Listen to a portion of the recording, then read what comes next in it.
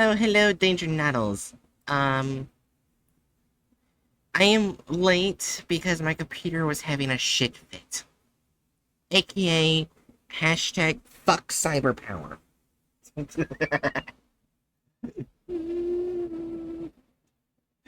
Alien.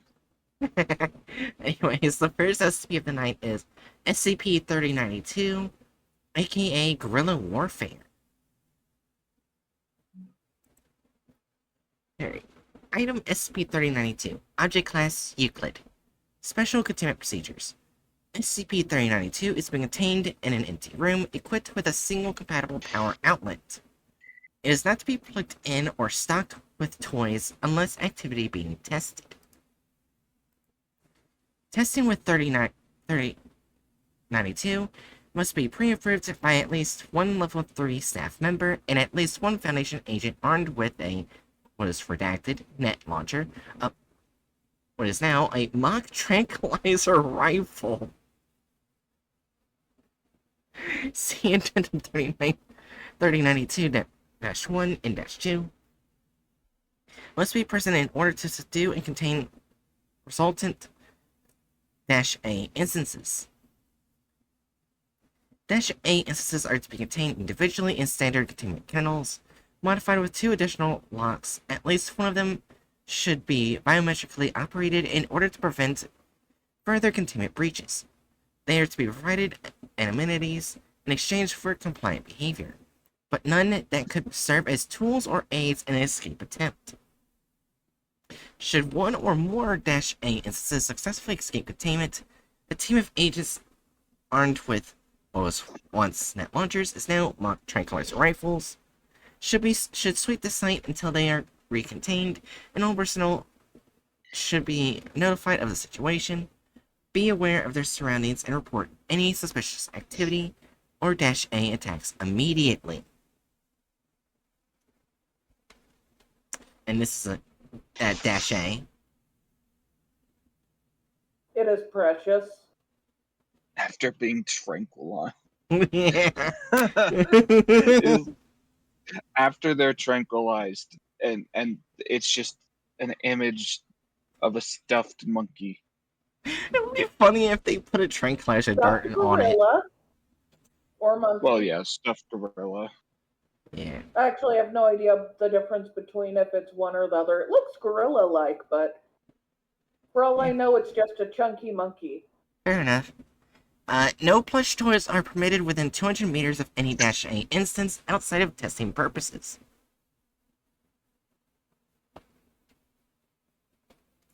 Description. SCP-3092 is a black-type toys brand arcade claw machine, measuring 1.8 meters tall, 0.8 meters wide, and 0.9 meters deep, and weighing approximately 144 kilograms, while unstocked. Machine's body and mechanical parts are all non-anomalous in nature, primarily composed of steel, plastic, and various electronics, all possessing wear and tear consistent with multiple layers of regular usage. Investigation has revealed that 3092 was in usage for 7 years prior to its anomalous properties surfacing. When provided power and coins of valid United States currency, 3092 may be operated as is standard for commercially available claw machines. Its anomalous properties only activate whenever the operator successfully picks up one or more plush toys with the claw and deposits them in 3092's prize chute. At this point, all respective plush toys will immediately transform into instances of -A. -A instances are cotton stuffed felt plush gorillas, possessing no identifying tags or logos, sitting at roughly 0.3 meters tall and weighing 0.4 kilograms. They are sapient, communicative. All -A instances identified have been fluent in English, and capable of sight, hearing, and touch, and ambulation of all 4 limbs. Additionally, they possess notable manual dexterity, despite seeming to lack distinct digits and relevant muscular structures. Outside of this, all instances are conventional plush toys lacking any biological components. -A instances are remarkably proficient in various activities related to guerrilla warfare, such as stealth, weapon improvisation, trap setting, and the maintenance and usage of a variety of small arms. They also appear to possess ideologies clearly resembling various real and fictitious guerrilla rebel groups. They are capable of developing and staging complex plans individually or as a group, and regularly attempt to breach containment with limited success. However, thus far, all -A activity appears to have been intended to annoy or inconvenience rather than cause legitimate damage to its targets. All weapons employed by -A instances have been non-lethal in nature, causing only minor injuries. Opportunities to cause severe damage to Foundation assets, such as through arson or in a containment breach or of other SCP objects, have been ignored in favor of more superficial attacks. Attempts to question -A instances on the subject have failed, with all instances insisting that their attacks are massively damaging and with many casualties. Implements with tactics frequently used include slingshots, small catapults, what's crossed out tripped hazards, Addendum 3092-3, graffiti, glitter bombs, and buckets of canisters of various liquids placed on top of partially open doors. I know they said they're designed to be non-lethal, but goddamn, the glitter bomb. That's lethal to the carpet. My favorite guerrilla warfare tactic is injecting microplastics into my enemies. Alright. Anyways, all -A instances created by 3092 have thus far possessed distinct personalities, beliefs, objectives, and identities. However, when an instance of 3092 comes into physical contact with a non-anomalous plush toy, that plush toy will immediately be transformed into an identical instance of -A, with similar baseline personality, ideology, and behavioral patterns to the -A instance, which created it. -A instances appear to be aware of this property and will attempt to make use of it in order to bolster numbers. Many instances will, after being created, attempt to re-enter 3092 in order to convert any applicable toys remaining inside. Oh. -A instances can be ripped, torn, or otherwise damaged with no greater difficulty than conventional plush toy. Reactions to damage have been universally and melodramatically negative, with instances typically expressing hyperbolic pain over even superficial damage. Severe injuries such as deep punctures or tears to the torso, detachment of limbs, or decapitation will result in death, with instances falling to the ground and ceasing to move, typically after a long period of saturated expressions of pain. However, is it really exaggerated when it's literally their head is off? Yeah. However, in cases less severe than complete incineration, instances appear to only be plain dead. As the repeated disturbance of these corpses will result in them briefly returning to activity and requesting that this disturbance stop as they are out of the game. Due to this information, huh? I was laughing. Oh, okay. Due to this information, as well as -A's lack of a nervous system, it is not currently believed that they actually feel pain. Repair of damaged -A instances through conventional stitching, patching, and restuffing is typically sufficient to alleviate instances expressed pain and death states, and is interpreted by them as medical attention. Currently, 23 instances of -A are in containment by the Foundation. Alright. Recovery. 3092 was retrieved on May 3rd, 20 redacted, from Redacted Family Restaurant and Arcade in Cheyenne, Wyoming. After animal control officers responding to his cell, there noted anomalous activity. Upon Foundation agents' arrival to the scene, it's believed that 21-A instances had been created through both 3092 and their own duplication properties, and restaurant facilities were considerably defaced. After killing several aggressive instances with small arms fire, the remaining instances surrendered to Foundation officials and were contained along with 3092 after it was determined the source of anomalous activity. Civilians present were anesthetized, and a cover story of an escaped pet chimpanzee was distributed. Addendum 1. On May 18th, 20 redacted, 1-A instance initiated a containment breach and fled via an adjacent hallway. Agent Megan Cho, noticing this activity, was standing guard outside SCP Redacted's containment chamber, fired on the instance with the tranquilizer rifle she was armed with. Curiously, the subject appeared to pass out, falling to the ground and ceasing all activities besides occasional twitches and mock snoring. Dash instances are not otherwise noted to possess a regular sleep cycle.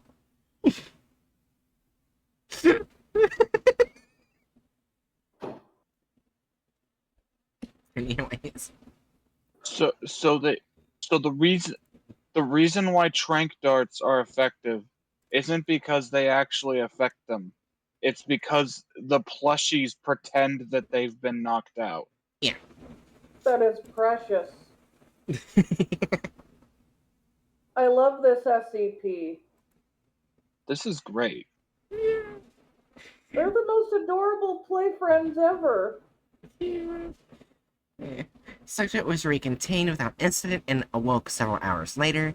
Due to increased effectiveness and lowered risk over net launchers or firearms, it is recommended that Foundation agents use tranquilizer weapons in the recontainment of -A instances in the future. Addendum 2. After testing, it has been determined that any weapon firing feather-tipped pneumatic darts is sufficient to induce a sleep state in -A, regardless of whether said dart is actually loaded with tranquilizers. Like the aforementioned death state, it is believed that this sleep state is performative on -A's part to minimize the potential for collateral damage to Foundation personnel. Mock tranquilizer rifles should be used in place of actual tranquilizers. So they have MTF using toy guns. Basically. You know what? Why not? That's actually very nice. I love this SCP so far. It is adorable. It is playful. Alright. Addendum 3. On June 9th, 20 redacted, 2-A instances simultaneously escaped the containment and fled through the building's ventilation system, before setting up a tripwire in the office of Dr. Martin Helmer, intending for him to trip, fall, and then face first on a pillow with a crude insult written on it. What was the crude insult? I don't know. We know. Anyways. For all we know, it said You- butthead. However, upon entering his office, Dr. Helmer tripped, fell, hit his shoulder against the bookshelf, and suffered a fractured collarbone. Injury much more severe than any induced by prior -A containment breaches. Upon discovering this, both instances immediately expressed remorse, informed other Foundation officials of the situation, and were compliant in recontainment. Investigation revealed later that several amenities with these instance cells have been converted into gifts and apology cards intended for Dr. Helmer. Further breaches by -A instances have not been noted to employ trip hazards of any sort. Oh, they stopped doing it because they accidentally hurt someone. They are such good beings. I gift. I love them. I'm actually tearing up because I love them. However, I don't think a child would like the doll too much with its eyes. Are you I mean, joking? I love that toy. I mean, I like it, but I also find it slightly creepy.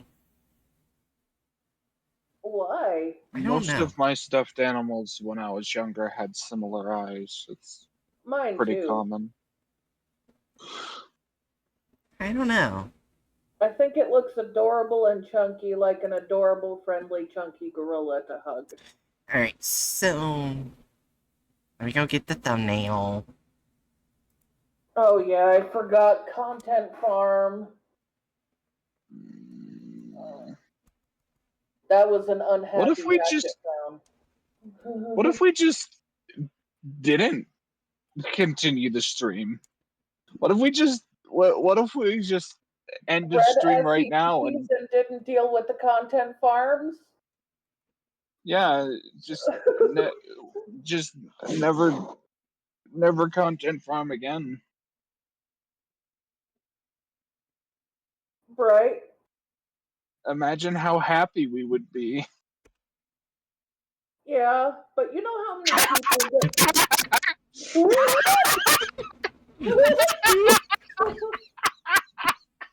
This is one of the best images I've ever seen in my life.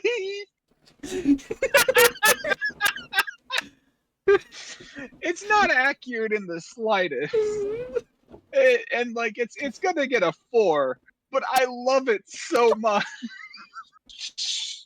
That is definitely a 4. But that is also definitely hilarious. It is the most jank fucking Planet of the Apes spinoff imaginable. What is this one on the far left doing with his gun? He's holding it with his fucking left hand with his finger on the trigger, but he has the gun perpendicular to it. Also, Why is he doing that? I think they used different types of gorillas for the faces too. Yeah, that's what I was thinking. Like we got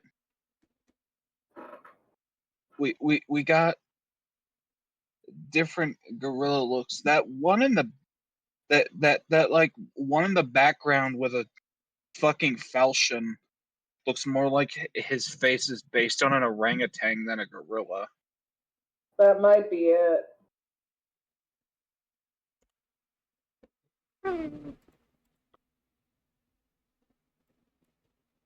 Anyways. But yeah, that's a 4, but I love that image. What's this? That is an amazing image. Thank you, Bright, for sending that. No problem. We gotta fuck up. Did they not do What'd the they do? thing? Alright, see how it's written by Hunky Chunky? Yeah. 39-2, written by Dr. Gears. Oh. What is up with them crediting the wrong SCP author? I don't This know. isn't even the How do first you- time. How do you do that? Wait a minute, I just see something else in the description. SCP-5167 is an Techno Manifesto player. No online multiplayer game Among Us and username Thotus. That's the wrong description.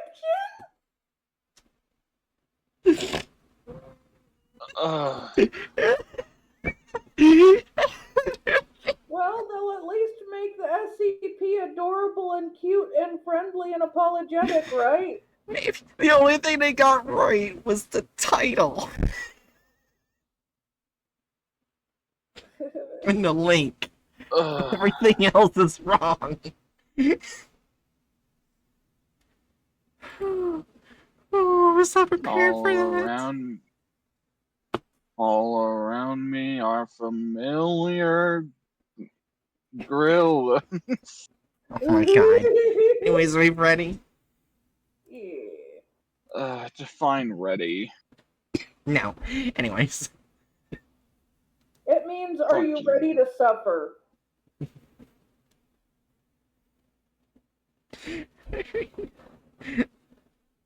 Alright. In 3, 2, 1.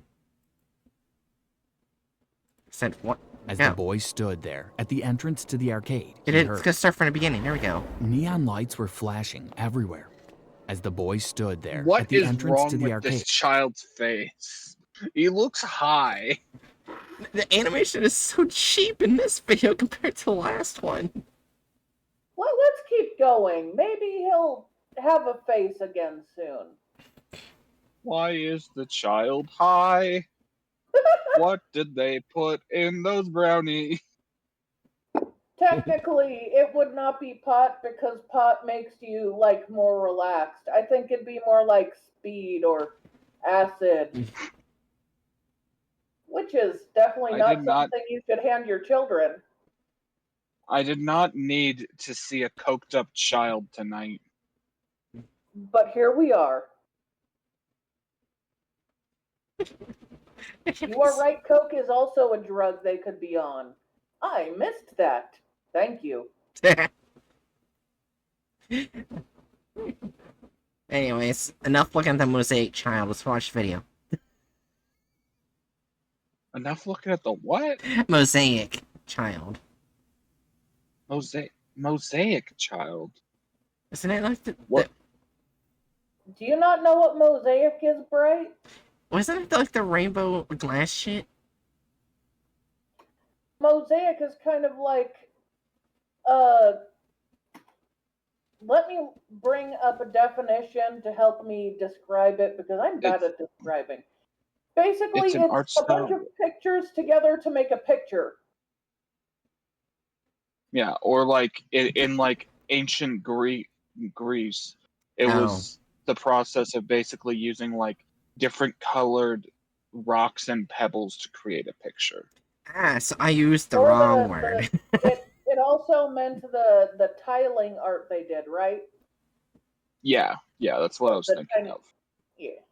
Anyways, They also did rocks for that too. They had a large range of different art forms. It was really cool. Yeah, but both count as mosaics. But I guess what you're thinking of is kaleidoscope, maybe? right? But even No, then, like, let's keep going. Yeah, I think I'm too confused myself. I just confused myself. Look, I think what probably fits in this instance is let's get past this carnival. In So this is a mockery of a child. In 3, 2, 1. He heard the familiar sounds of coins dropping and the beeps and buzzing noises, alerting everyone that there had been a winner. He loved going to the arcade. His parents took him every year on his birthday. His dad handed him a couple of coins and he made his way around, looking from one machine to another, wondering which one would be a winner. He watched as a young girl gave a cry of joy. The machine she was playing started pumping out hundreds of tickets that she would later exchange That is for a not how toy they or a look sweet. like when they He went to pump the out. back of the room. He knew which machine he wanted to play first. The glass box stuffed full of soft toys was there in its usual place.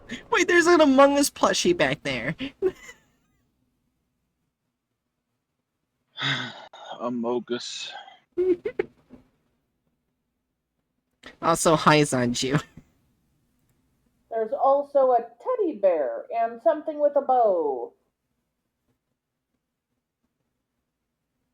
And the bun as bun. well as various multicolored pastel balls. Yeah. This is a really shitty This is a really shitty crane game.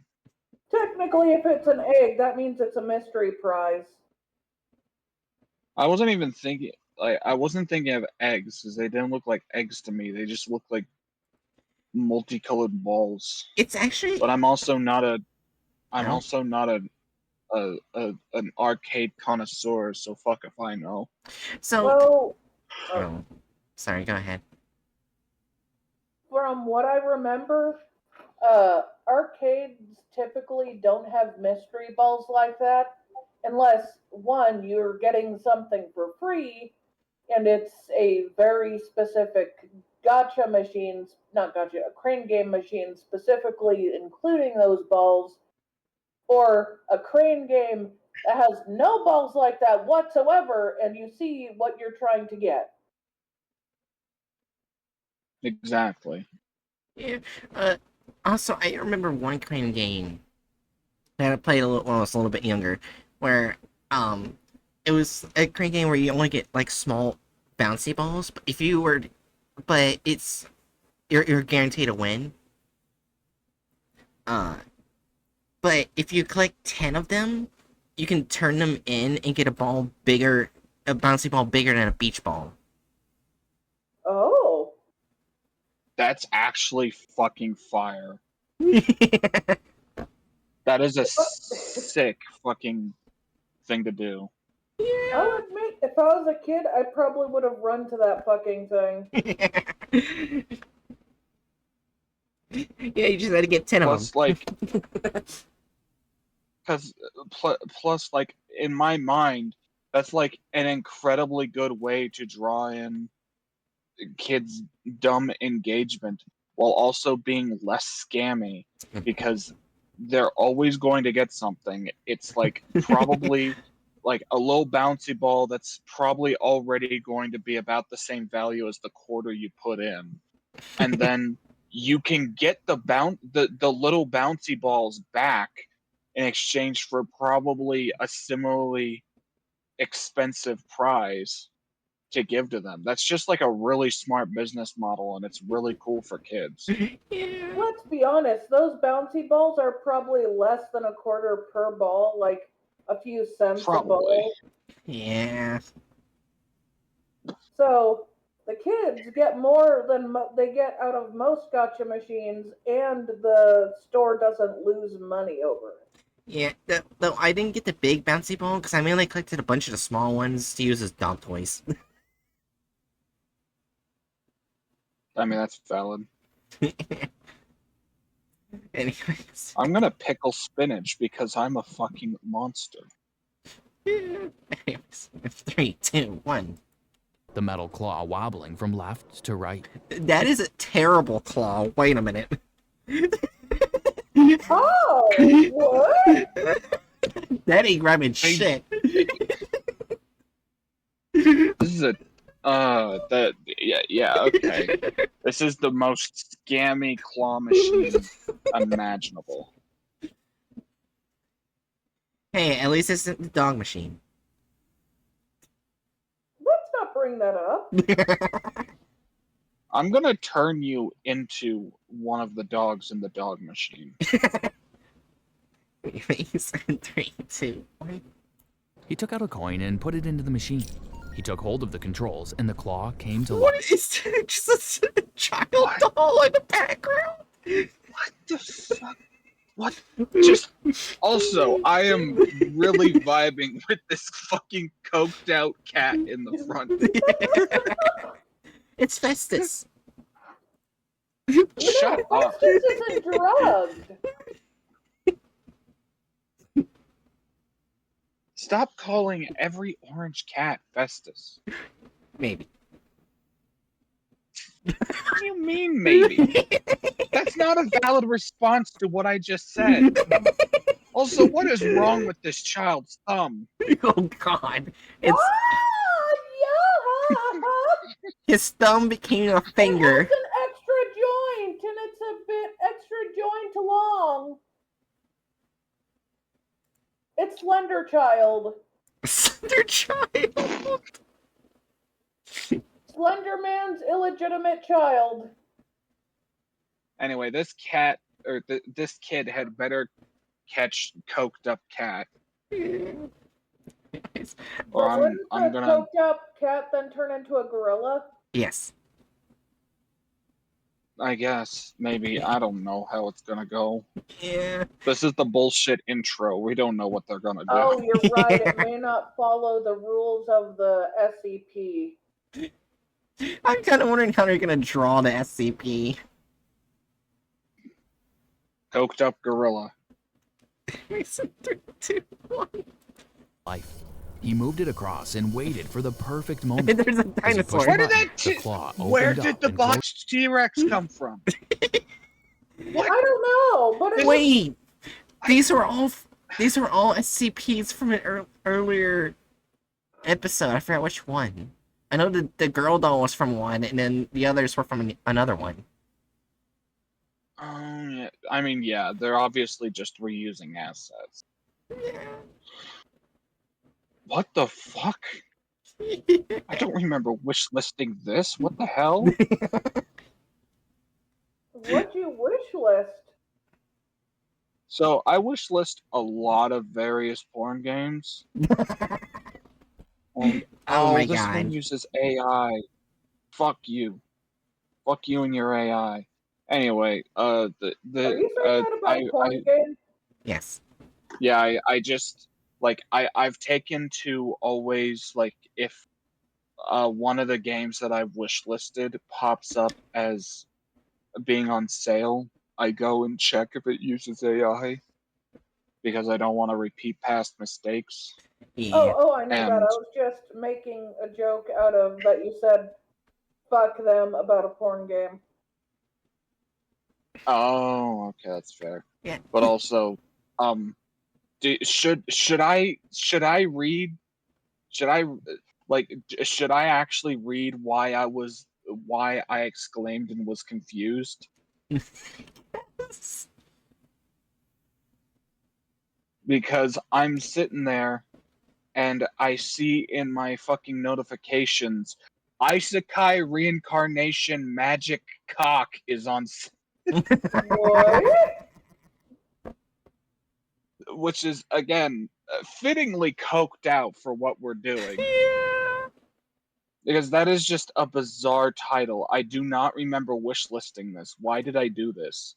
Oh, I also forgot. Apparently, there's an SCP story where there's a doctor just going around beating the living shit out of Detective Floyd, the haunted farm. He's going around. Nice. I mean, that's terrible. No, it ain't. Anyways. 3, 2, 1. Closed again, grabbing hold of a white furry rabbit. He held his breath as the claw moved to the opening, but just as it was about to drop it, the rabbit fell out of its grasp. The boy gave a Who could groan have of guessed with that disappointment. claw? Yeah. Who could have guessed with that claw? Oh no, you dropped the moderately botched rabbit. Sorry, child. Maybe you should have used a different claw machine that doesn't look nearly as scammy. Also, I love Sanju's message. That's terrible. Please continue. Towards the SCP story. Anyways. Please continue. He picked up another coin and tried again. This time, the claw managed to get a good hold on a pink teddy bear. It moved it along slowly towards the hole. The claw That is opened and the badly teddy made bear dropped pink into teddy the bear. hole. The boy gave a squeal of excitement. He opened the metal door to take out his teddy, but instead of a pink bear, a brown gorilla jumped out of the machine. It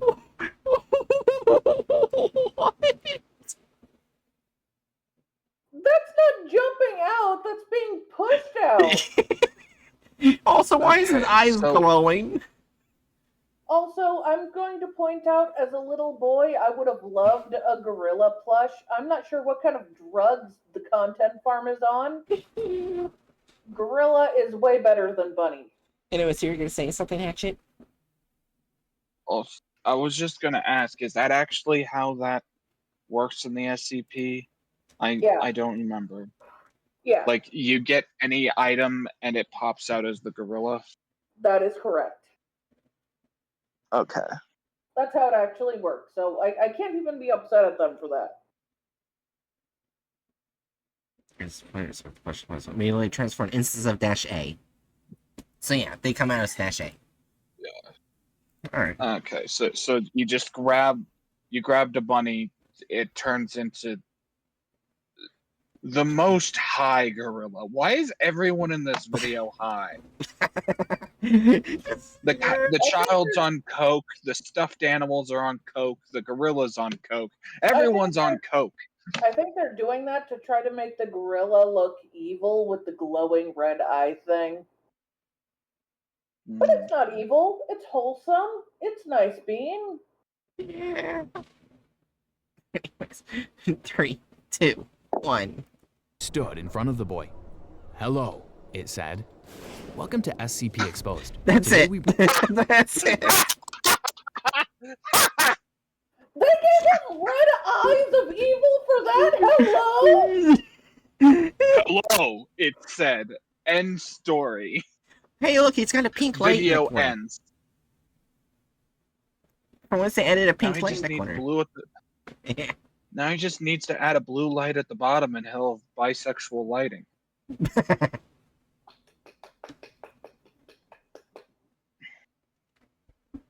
Anyways, 3, 2, 1. Bring you the Euclid class object SCP-3092. But before I go on, don't forget Go to fuck subscribe to our channel so you won't miss out on any more SCP stories. Sorry, I gotta keep saying it. SCP-3092 is a black Go Toy Toys subscribe- brand arcade claw machine. Subscribe to our channel so you can see even more coked up children and stuffed toys. Wait, why is the money machine crooked? Where you get the corners? It's just almost about to fall on the floor. This is the most botched arcade.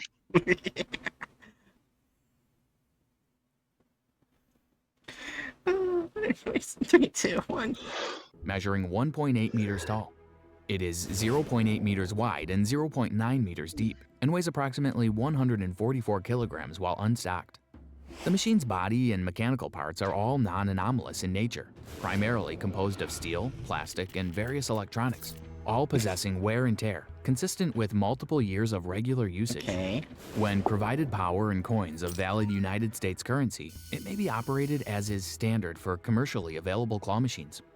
Its anomalous properties only activate whenever the operator successfully picks up one or more plush toys with the claw and deposits them in its prize chute. At this point, the respective plush toys will immediately transform into instances of Oh SCP-3092-A. god, what did they do to its eyes?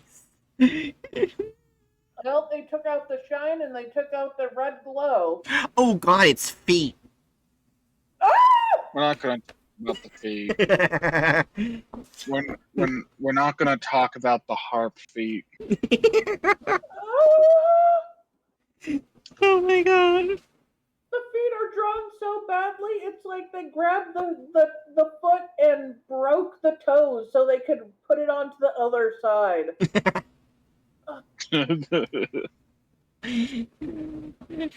3, 2, 1. These instances are cotton-stuffed felt plush gorillas, possessing no identifying tags or logos, sitting at roughly 0.3 meters tall and weighing 0.4 kilograms. Why is it on These there? are sapient, What are these visuals? It's just casually. What do we do in this section while we're explaining what they are? Place it on the air hockey thing. Place it on the air hockey rink. When in doubt, place the monkey on the air hockey rink. Would you like to see how gorilla foot feet should look? Maybe. Actually, yeah, sure. Did you get them from Feet Finder? What the fuck is wrong with you? You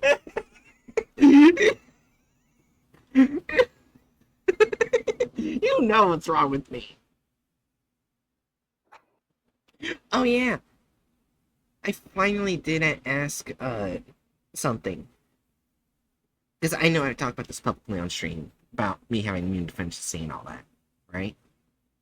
Yeah. I finally got the name for it.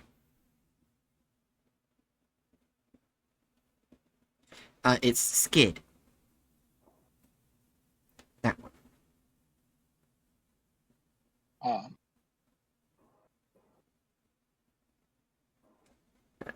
Which is SCID is short for Severe Combined Immune Deficiency. Yeah. Anyway, yeah. that's what Yeah. gorilla feet look like. And the second photo you sent looks like if this gorilla was human, he would be the chillest dad.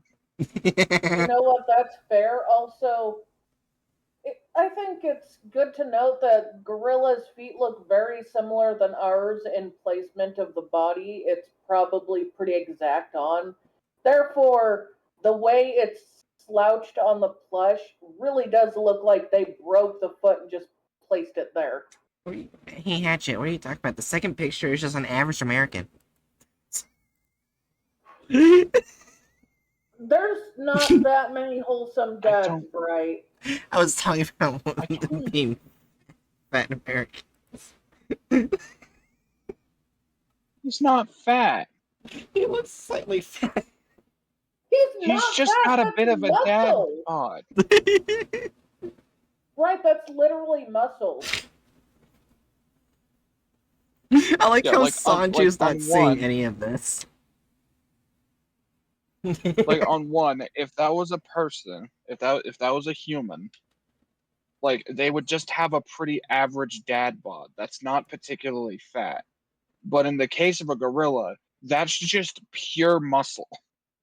Yeah, boars are actually the same way in that a lot of muscle just looks like fat to humans because we're kind of, I don't know, punctured. I don't remember the right word. Our brains tell us that if it's a round belly, it's fat. But in cases like gorillas or wild boars, it's literally pure muscle. Anyways, side tangent aside, let's go back to the video. It's also why you need to cook wild boars in a very specific way. Otherwise, the muscles will taste like leather, and that will not be very edible. Wild leather food. Anyways, 3, 2, 1.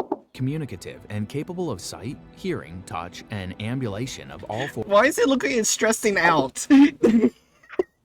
It's just like fucking like holding itself and They rocking. couldn't be. They couldn't.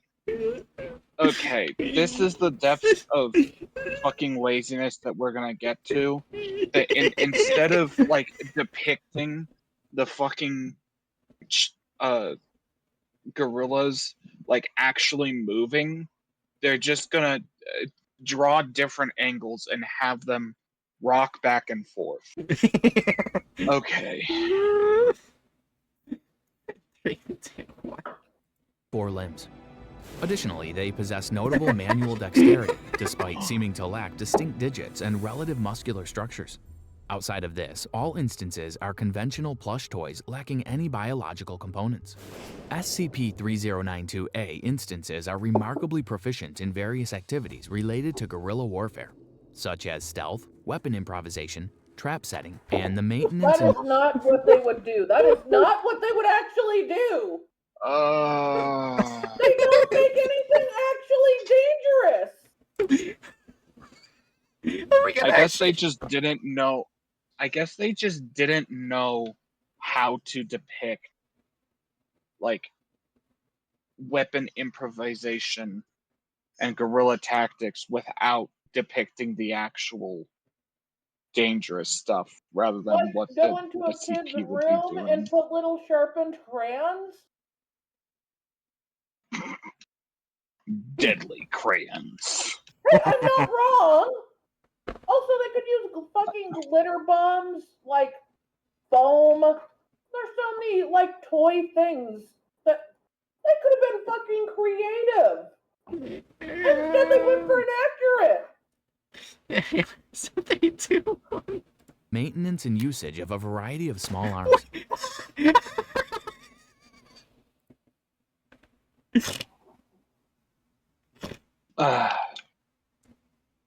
So let me get this straight. Best gun they've ever drawn. Let me get this straight. You're gonna use the traced pistol and make it a toy pistol. But you're still gonna depict them setting up fucking stakes. Yes. Also, why is that their best gun? I just realized Wright's right. That's the most accurate gun they've drawn this entire time. Through all the episodes we watched. They 100% just traced an image online. Yeah. Yeah. 3, 2, 1. They also appear to possess ideologies crudely resembling various real and fictitious guerrilla rebel What groups. the They are it's just, The dog party.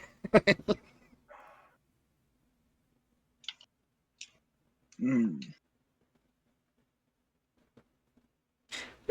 Only way clickbait channels and creativity can be in a sentence is if there's a have no in the middle. So Zancho. They belong to the Diamond Dogs. Oh my god.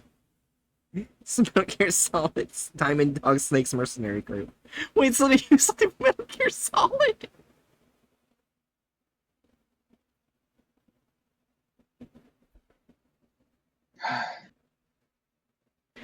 Interesting. Anyway, And 3, 2. They are capable of developing and staging complex plans individually or as a group, and regularly attempt to breach containment with limited success. Thus far, all SCP-3092-A activity appears to have been intended only to annoy or inconvenience, rather than cause legitimate damage to its targets. All weapons employed by the seriously, instances have why been the fuck are non-lethal. we depicting this out in the forest? I don't know. And look, they threw the snake. Watch it just like slowly bounce off. They can't. They can't even fucking like take the time to draw a more reasonable spear. Yeah. If this Oh, was that thrown looks in like the something else. if this was thrown in the air, it would not fly well. Well, yeah, no shit. That looks like something I'd see out of certain fantasy yoi manga with plants. Mm. 3, 2, 1. in nature, Don't see causing it. only minor injuries. Oh, okay, Any now opportunity- it's I normal. guessed it. I actually guessed it. It just slowly bounced off. I didn't think I would guess it. Throw sharp stick. Does nothing. You don't know what pretend even looks like? Nope, they don't. Anyways, 3, 2, 1. To cause severe damage to Foundation assets, such as through arson or the containment breach of other SCP objects, have been ignored in favor of more superficial attacks. Attempts to question the instances on the subject have failed, with all instances insisting that their attacks are massively damaging with many casualties. Implements and tactics frequently used include slingshot, small catapults, trip hazards, graffiti, glitter bombs, and buckets or canisters of various liquids placed atop partially open. It's not even on the door. What? You don't even need to depict the fucking gorilla in this. You can just show a goddamn bucket on a door frame. They need you to know the gorilla is responsible. Oh my god. 3, 2, 1. Open doors. All SCP-3092-A instances created by the machine have thus far possessed distinct personalities, beliefs, objectives, and identities. However, when an instance of the machine comes into physical contact with a non-anomalous plush toy, that plush toy will immediately be transformed into an identical instance of SCP-3092-A, with similar baseline personality, ideology, and behavioral patterns to the one which created it. The instances appear to be aware of this property and will attempt to make use of it in order to bolster their numbers. Okay, back up. What the fuck? Okay, rewind. Rewind again.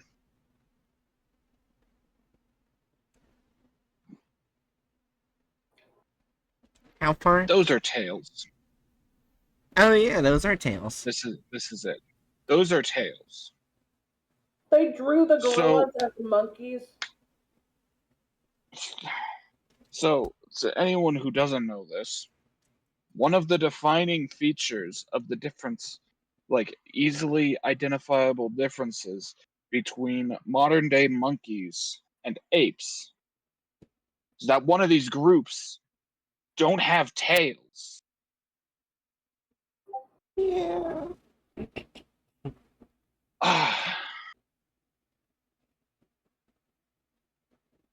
And Anyway, I'm glad to see 2 more coked up cats in that vending machine. He's in 3, 2, 1. Instances appear to be aware of this property and will attempt to make use of it in order to bolster their numbers. Many instances will, after being created, attempt to re-enter the machine in order to convert any applicable toys remaining inside. SCP-3092-A instances can be ripped, torn, or otherwise damaged with no greater difficulty than a conventional plush toy. Reactions to damage have been universally and melodramatically negative, with instances typically expressing hyperbolic pain over even superficial damage. Severe injuries such as Who stabbed the monkey? Or the fucking gorilla? Who stabbed the gorilla?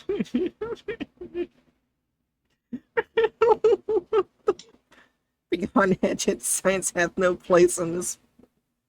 In this place. Also, the one time they It's draw the Sancho. feet right and they mess up on the face.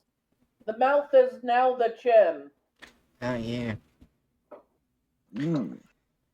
I was not surprised. I was surprised to see just a random fucking machete. Oh my god. Also, That does I not didn't look like a realize, machete. Like, for the most part, they drew this more like a monkey than a gorilla. Yeah. Yeah. 3, 2. Because it doesn't even have the gorilla nose. Yeah.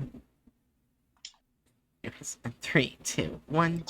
as deep punctures or tears to the torso, detachment of limbs, or decapitation will result in death, with instances falling to the ground and ceasing to move, typically after a long period of exaggerated expressions of pain.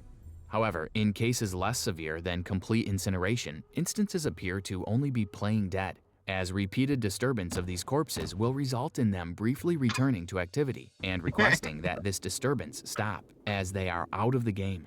Due to this information, as well as SCP-3092-A's lack of a nervous system, it is not currently believed that they actually feel pain. Repair of any damaged instances through conventional stitching, patching, and restuffing is typically sufficient to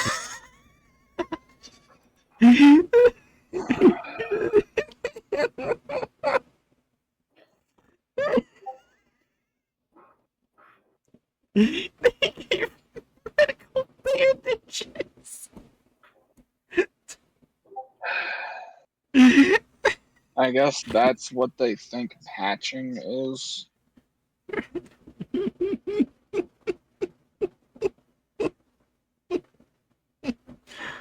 Oh, I just realized we haven't seen any of the characters yet in the article. But we haven't reached that point in the article. There's barely a single, like, there's one name. There's two. There's the MTF and the doctor.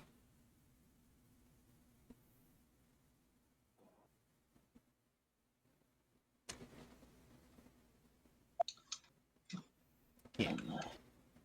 Anyways, in 3, 2, 1. to alleviate instances expressed pain and death states, and is interpreted by them as medical attention. SCP-3092 is to be contained in an empty room equipped with a single compatible power outlet. It is not to be plugged in or stocked with toys unless actively being tested. Testing with it must be pre-approved by at least one Level 3 staff member, and at least one Foundation agent armed with a mock tranquilizer rifle must be present in order to Mock. That's, Mock. this is their idea of a mock tranquilizer rifle.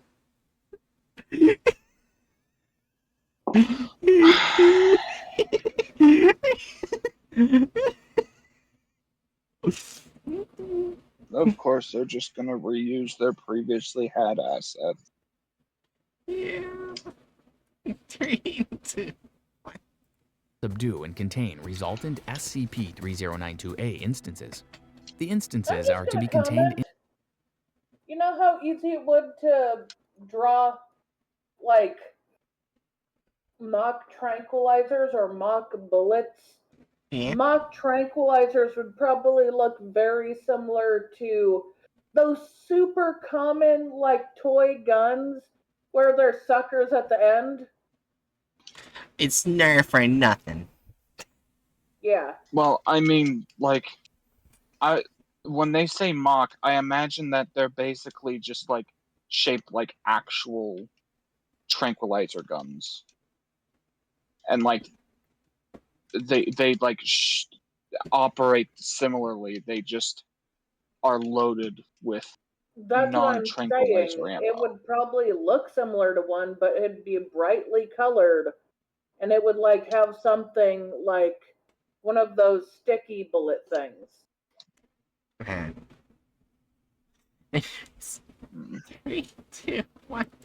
Individually in standard containment kennels, modified with 2 additional locks, at least one of which should be biometrically operated in order to prevent further containment breaches. Fun They are to be fact, provided toy guns are typically colored differently than real guns because people used to get injured or shot over the toys.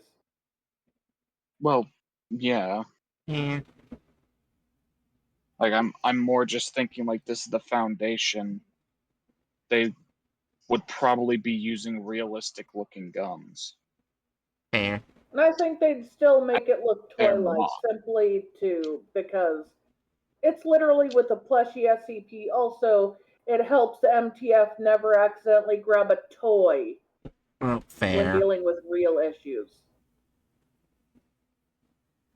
I don't know what colors they would make it, but Pink. you know what? Anyways. Maybe. Anyways, in 3, 2. entities in exchange for compliant behavior, but none that could serve as tools or aids in an escape attempt. Should one or more of the instances successfully escape containment, Are they a team of skipping? agents armed with mock tranquilizer rifles I should guess. sweep the I just seen Sanju's message when you need to shoot 30 trangs per second in a single individual. Oh my god.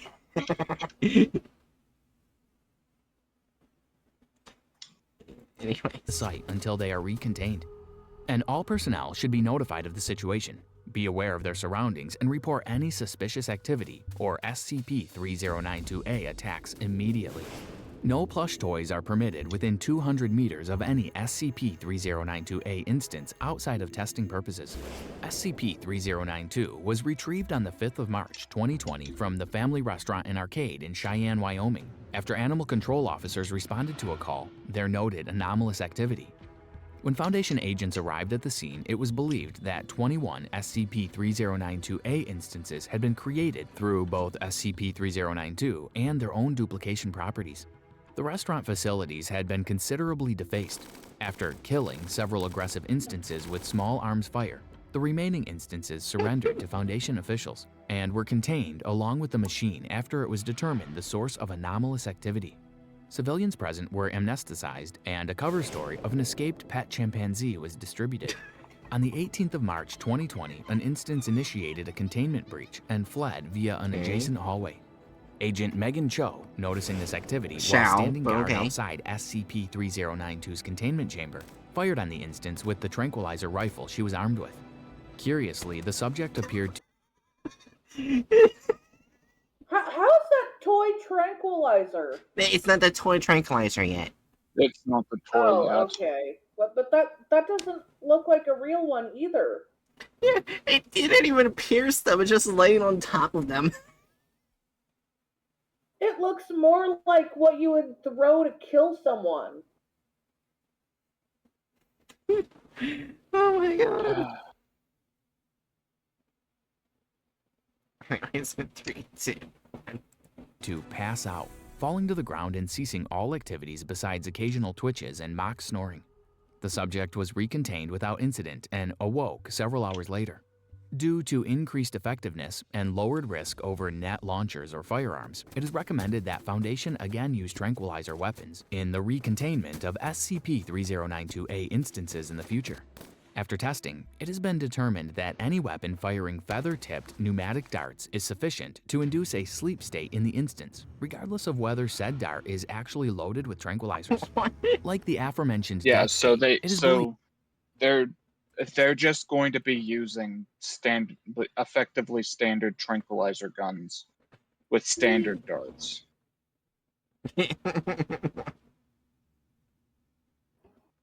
Isn't that literally damaging the toys, though? I mean, a tiny bit. I just imagine a dart just piercing straight out of a sniper rifle at short range, just piercing through the toy. I don't know why that went through my mind. Anyways,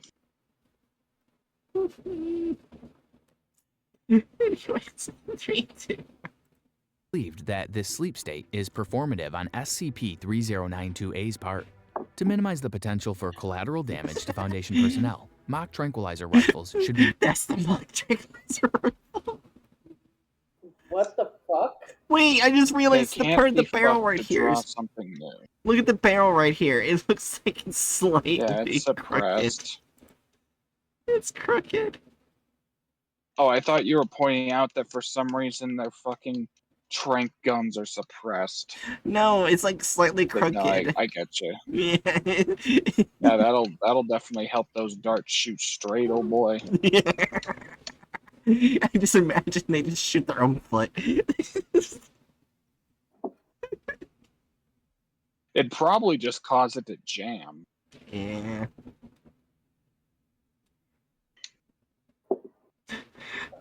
Yeah. Either that or if it was like an actual gun, just fucking blast apart the barrel eventually.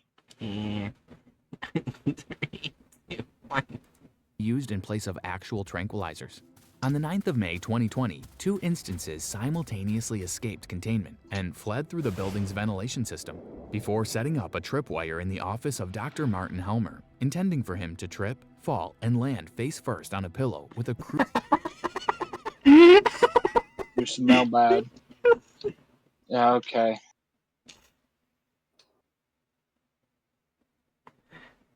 Also, there's something I want to point out in this room. He was supposed to hit a bookshelf, right?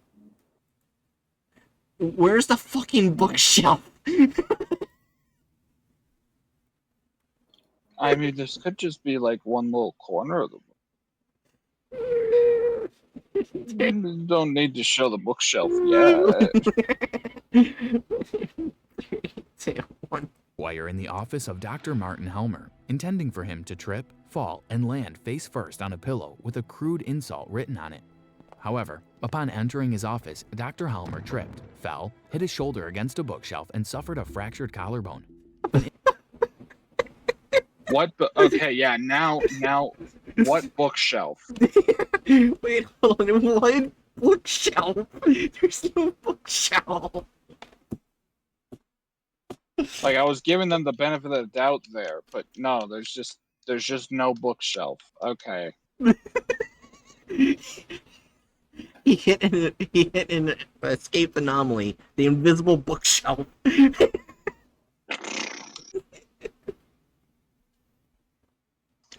Oh my god. Anyways, 1. Suffered a fractured collarbone, an injury much more severe than any induced by prior SCP-3092-A containment breaches. Upon discovering this, both instances immediately expressed remorse, informed other Foundation officials of the situation, and were compliant in recontainment. Investigation revealed later that...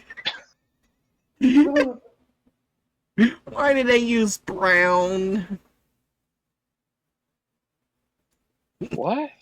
For a card, I don't know why they use brown, because it makes me think they use shit to draw themselves.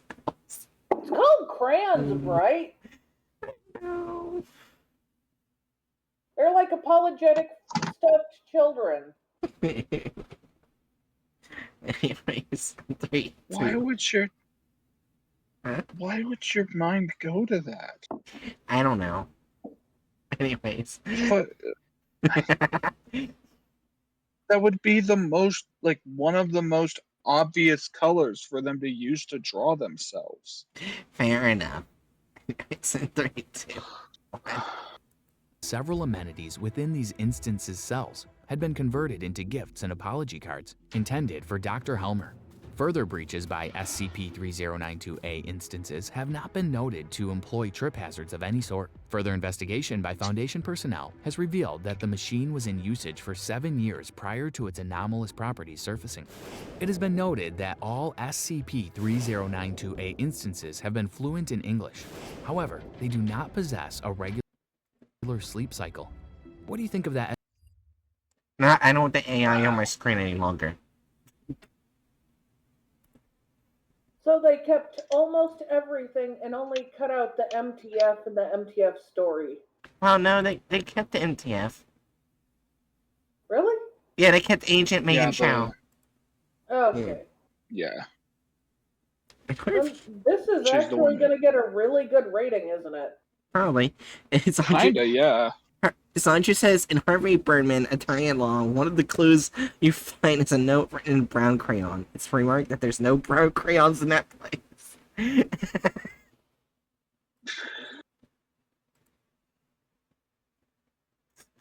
Yeah, removal of character / license, it removed a lot in the license area.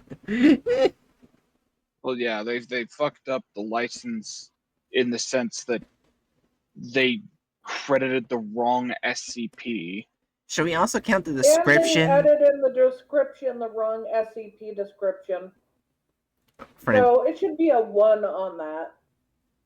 at the very least, yeah. Since they kept... We normally just, like... Hmm? We normally just, like, ascribe the license to be 1 point in this. Yeah. Yeah. Yeah, I was agreeing with that, but Like, I find it like- funny to use the Among Us. This is a license that's in 2 parts, and Yeah. they got like half of it wrong, so it's like a 1. Yeah. Alright. The altered / added gore or violence. 0? 1. 1? Oh. They did... I would say 1 for the way that they depicted them at the start. Oh, With, you're right, with the weird like, setting up the actual- stakes. Yeah, with the Yeah. actual stakes that they tried to brush it off as fake. Yeah, like that at the very least like implies an intent to do severe bodily harm. I feel like that's worth 1 point, but otherwise, it didn't diverge. Yeah, deviates from the plot of the article. 0.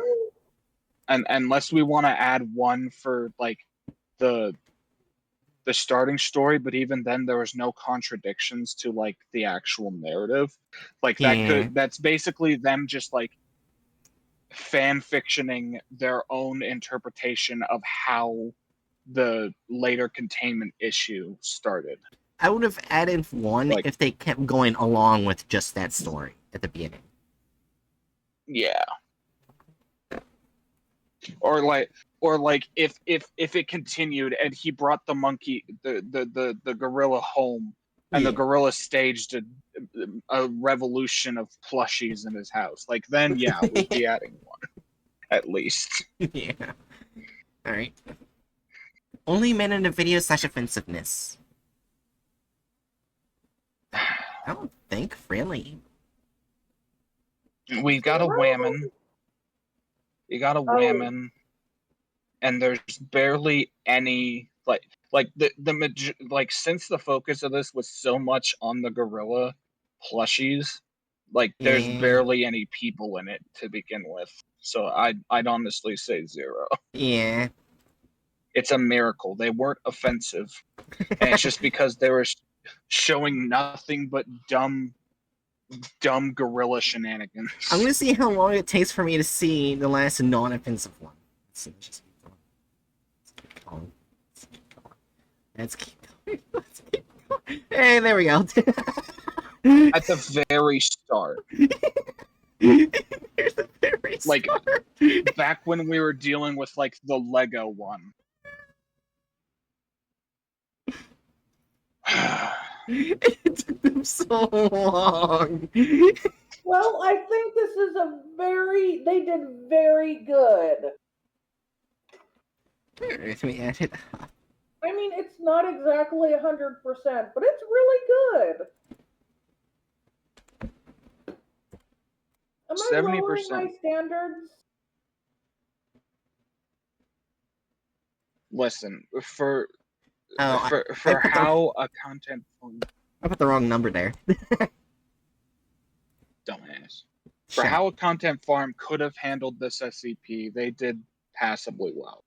Yeah, I'll be right back. They got a 70%. I think that, what is that, a C grade? Yeah, Yes, that would technically be a C if they were in class. yeah. Only America. Yeah, there's different grading systems. Yeah, Oh. But yeah, What I grade would would guess be that'd be a C. 70% in a different country? very low. I think in Japan that would be like a low D, Yeah, if I remember correctly. Okay. yeah. Anyways, I'll be right back.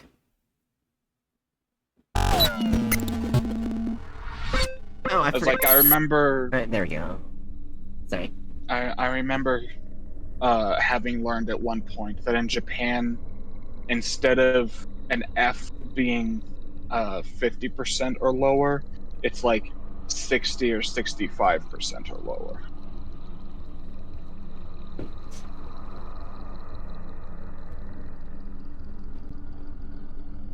At the very least, if I'm remembering correctly. I could be wildly incorrect.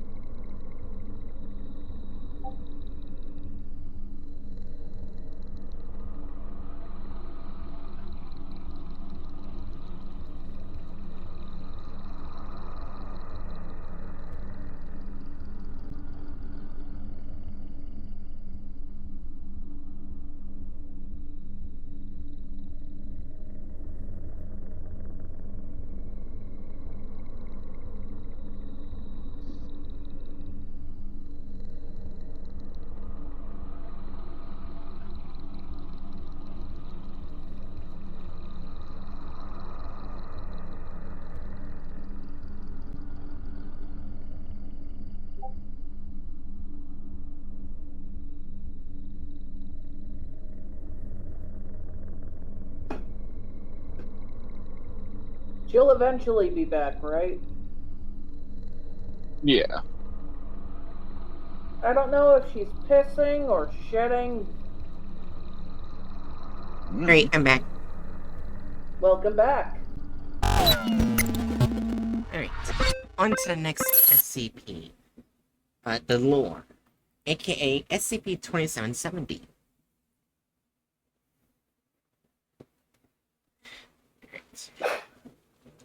Item SCP-2770, Object Class Euclid. Special Containment Procedures. All ships must be prevented from approaching 2770. Bless you. Instances of 2770 are to be tracked by Mole Task Force Gamma 6, Deep Feeders, via Foundation orbital assets, and intercepted by Gamma 6 vessels. Anyone seen attempting interaction with -1 is to be detained before contact is made and administered Class B amnestics.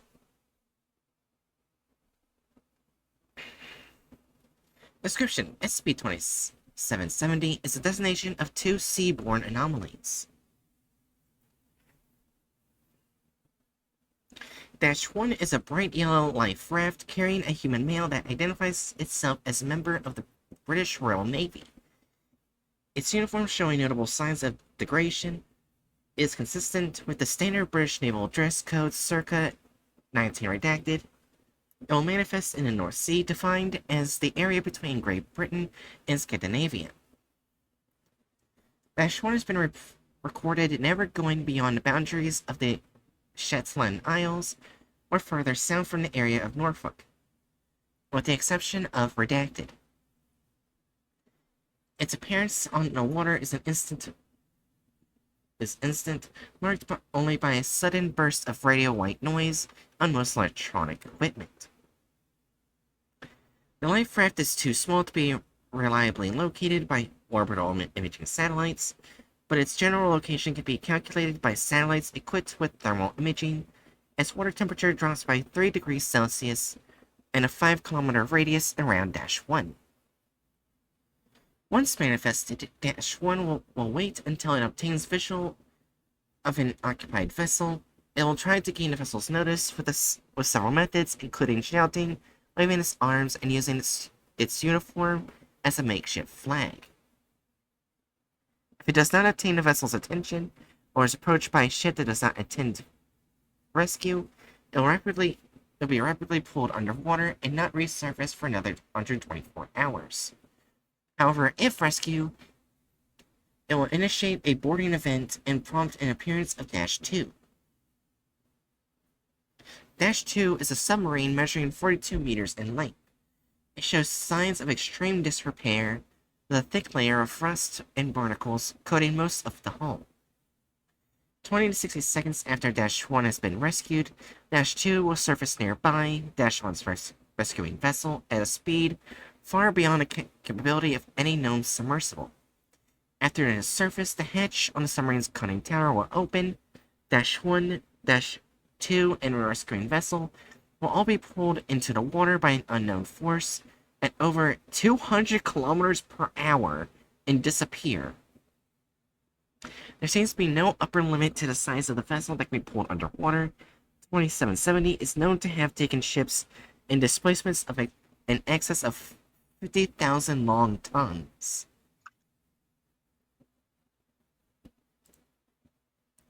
After a boarding event, Dash 1 will not appear for a minimum of 242 hours, with the length of its absence appearing to be linked to the size of the vessel taken. 2770 was first theorized to exist in 19 Redacted after a string of unexplained ship vanishings, and its existence confirmed in 1941 when the Gamma 6 vessel Panama 7 observed it interact with a fishing trawler. I almost said Germa 6. I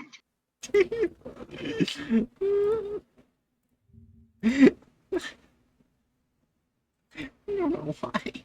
Anyways, however, it is believed that 2770 has been active since at least one redacted, due to a report published by a British newspaper from the same year. Excerpt from Glasgow Weekly Report, March 12, one redacted. Whale smashes ship. A great tragedy on the seas. Local fishermen claim that a whaling ship off the coast rescued a castaway, only to be immediately attacked by a mammoth marine creature fitting the description of an abnormally large whale. The whale likely punctured the ship's hull during the attack, as it is claimed that the ship sunk incredibly quickly, with no known survivors. The fishermen present also claim the event accompanied by a sudden drop in the already frigid North Sea's waters, describing it as Arctic. After containment implementation, Gamma 6 has prevented over redacted possible boarding events, with an average length between failures to intercept Dash 1 currently at a tolerable level. A log of ships known to have experienced boarding events will now follow. In the 2770 activity, the vessel, a fishing trawler, on January 1st, 1941, and on January 19th, 1941, a schooner, February 11th, 1941, an oil tanker, March 8th, 1943, a submarine on December 25th, on 1943, and on January 25th, 1944, a destroyer on February 29th, 1944, a troop transport on October 3rd, 1945, and on November 15th, 1952, another fishing trawler on September 9th, 1961, cargo ship on April 1st, 1963. Damn. And on March 22nd, 1966, and on June 18th, 1973, a yacht on April 30th, 1981, a luxury liner, August 3rd, 1994, a gunboat, April 30th, 1990 redacted, a whaling ship, July 4th, 20 redacted. Another whaling ship on November 17th, 20 redacted. A Foundation vessel on redacted, and redacted on redacted. All ships stricken from naval records and necessary disformation. Campaigns enacted. Now I did click this, a bunch of numbers, identity confirmed, which led to Incident 2770-C. Attention, the details of Incident-C may only be granted from current head of 2770 Containment, Dr. Bruno Jacobs, or O5 Command. Without proper biometric data, this thermal will deploy a paralyzing amnestic agent and then lock. Scanning, biometric data confirmed, medic disengaged, lock canceled. Well, I'm not that person, and I'm not an O5, so you failed. Open file. Incident 2770-C. With the approval of O5 redacted, Operation Kiddie Pool. Could you not think of a better name?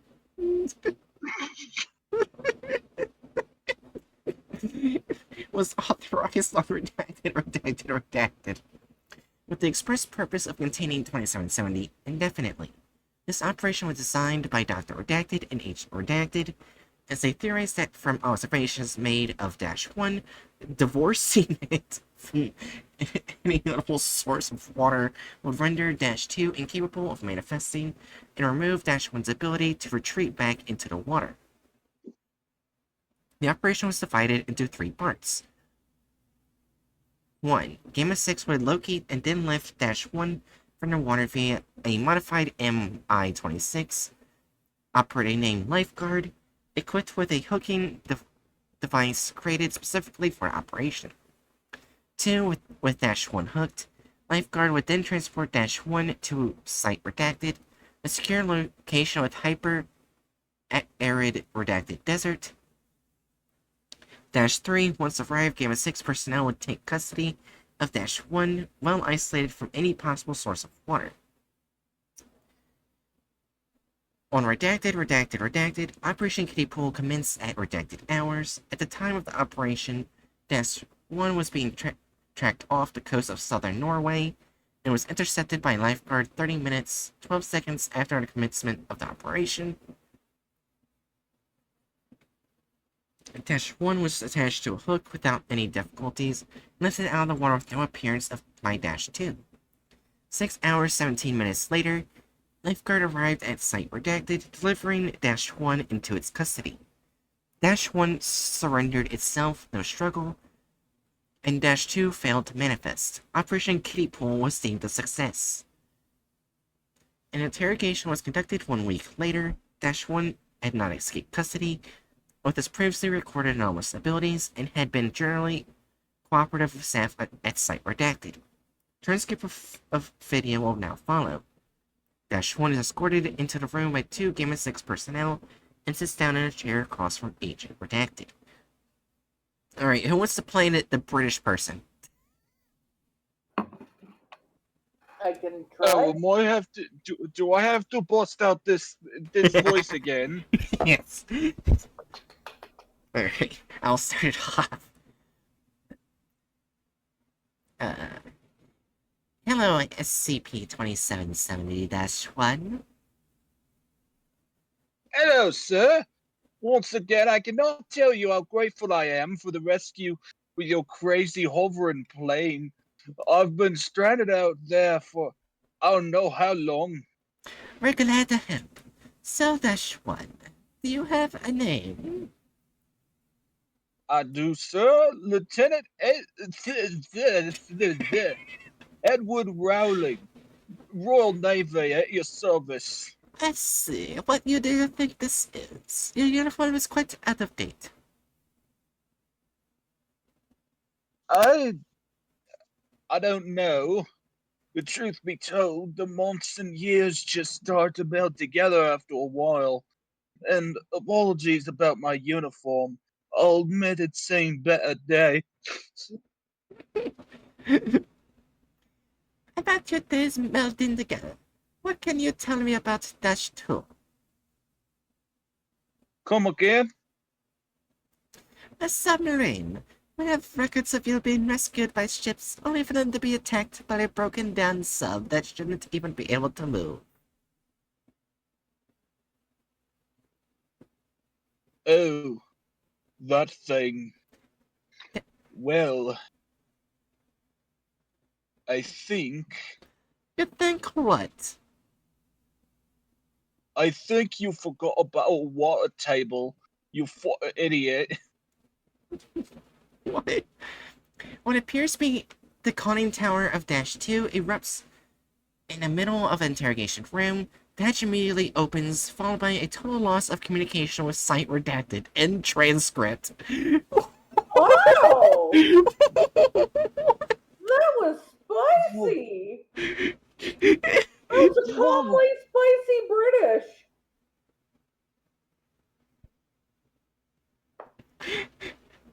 But water? What do they mean by water table?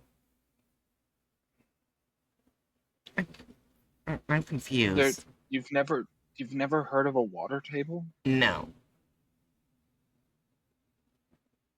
Right. Go to Google and search water table. Hold on.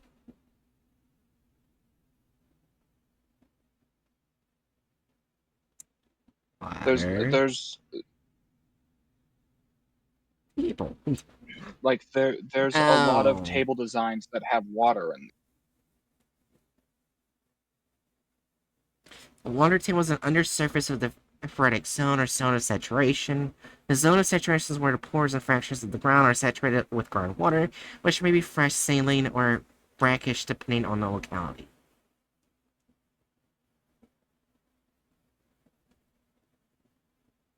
Oh, okay. Oh, okay. Okay, I understand now. Anyways, MTF dispatch to site redacted finds the facility missing. Orbital assets confirmed that at the time of communication loss, site redacted was pulled into its entirety under the sand. Recovery teams present detect no traces of the facility with subterranean imaging, and all staff are presumed killed in action. After this event, Dash 1 did not appear for another redacted years. Foundation Secure Science protocols now in full review. 2770 reclassification to Kinder pending. End incident report. Okay, so it's written by written by Blarkholt. So I remember that. Alright, so now let's get to the fucking thumbnail. I wonder if it's gonna be like the last one. Are you guys ready for the thumbnail? Are we? I suppose. I'm not gonna lie, I was barely paying attention this whole time. I got distracted with Twitter. Oh my god. But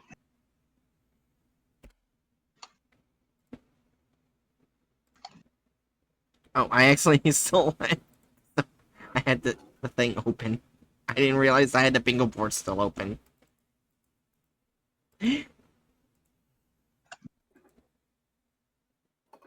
There's not two people in the rafts, just one.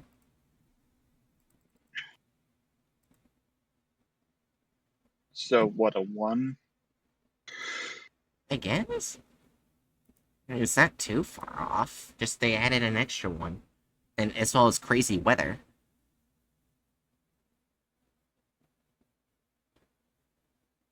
So you agree with Hatch of just one, Jerry? Well, I'm rereading the description.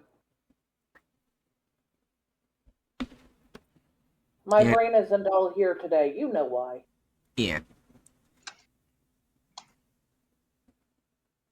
So because there was water underneath the facility, they managed to steal the whole thing. Fair and balanced. Yeah.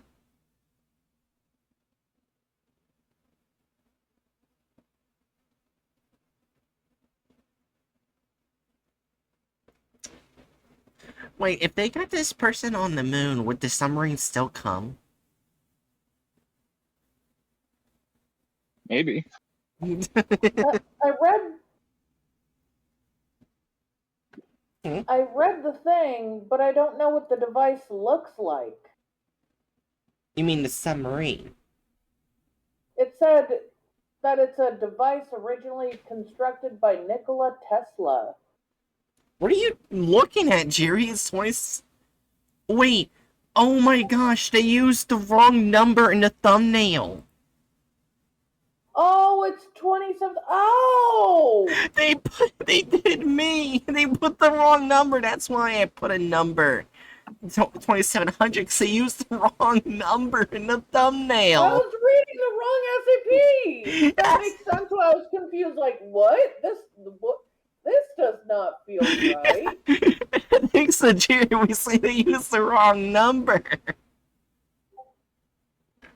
Well, do they get any of the other things right on who did it? Well, we're still on the clickbait thumbnail. Oh, you're right. Yeah. Let's see. It looks like the picture of the raft is yellow, not orange. Yeah. But besides the wrong number of people and the wrong design, it seems good. So, like, Yeah. one? I just find it funny that both me and them used the wrong number. Then why did they have it at a weird storm? You know what? Never mind. Yeah. Alright, let's see. Do they include the correct shit? Okay. They don't put the author.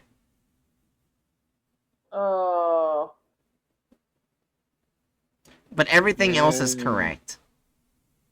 I feel like we need to at least put a 1 for that then, because they still need to put the thing. Also, they got the number wrong on the thing. Yeah. So two parts of the whole on the right SCP and the right things. My brain's dead. Sorry. Well, the Let's animation. just continue. The animation's better this time. Anyways, is everyone ready? Sure. Hedge, are you ready? Yeah. Alright. Then in 3, 2, 1. Andreas was excited to be going home to Norway. He'd been working in England for almost a year, and this was his first trip home to see his family. He got to the port early. The huge North Sea ferry was already... Why does he kind of look like the Monopoly Man? Because they don't know how to draw a captain other than that. Is he Captain Actually, Money? wait, why the fuck would the captain be standing here looking at tickets? Right. They would be on the ship. Wouldn't that just be wouldn't that just be a normal ferry worker? Is this just the standard uniform for working on this ferry?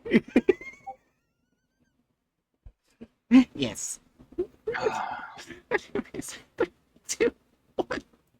already waiting at the dock. He showed his ticket and went on board. He had traveled on the ferry many times and knew the best place to be was out on the deck. He made his way up to the top of the ship and took his place amongst the other passengers, looking out across the sea. The ship's horn. Okay, so that just looks like an actual yacht. They even Yeah. showed there being a pool on it. Yeah, that's not a ferry.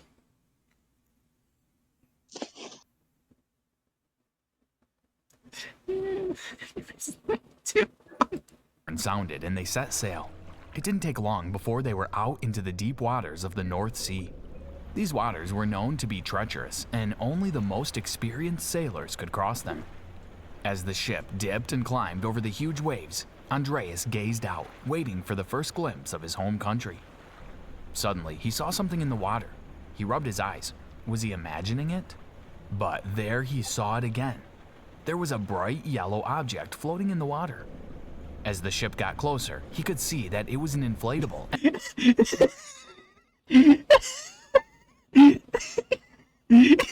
It may be hilarious, but remember, this is accurate so far. Kinda. Well, That doesn't literally look like an inflatable. It just looks like a yellow car. That's how the inflatable is. That's how some inflatables are designed. I know. I just can't stop laughing that it looks like a fucking car. Let me look for a picture for you. Anyways, I guess I'm good to continue while you're doing that. But did Jerry? What? Am I good to continue while you're doing that?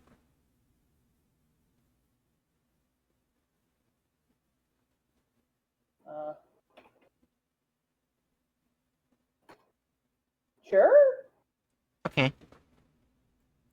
And a man was sitting in it. The man was waving his arms, trying to get the captain's attention. Andreas looked around him. No one else seemed to have seen the man. "Help! Help!" shouted Andreas frantically. "There's a man in the sea!" But the howling wind whipped his words away. Nobody could hear him. He knew that he would have to go directly to the ship's captain. As he turned to go, two men in dark suits came walking towards him. They had very serious looks on their faces. What? "What did you see?" they asked him. "Quick, you have to help. There's a man in a yellow inflatable. We have to rescue him." The two men told Andreas to go with them, but instead of taking him to the captain, they took him down to the ship's medical room. Andreas felt the sting of the needle go into his arm. Welcome back to SCP.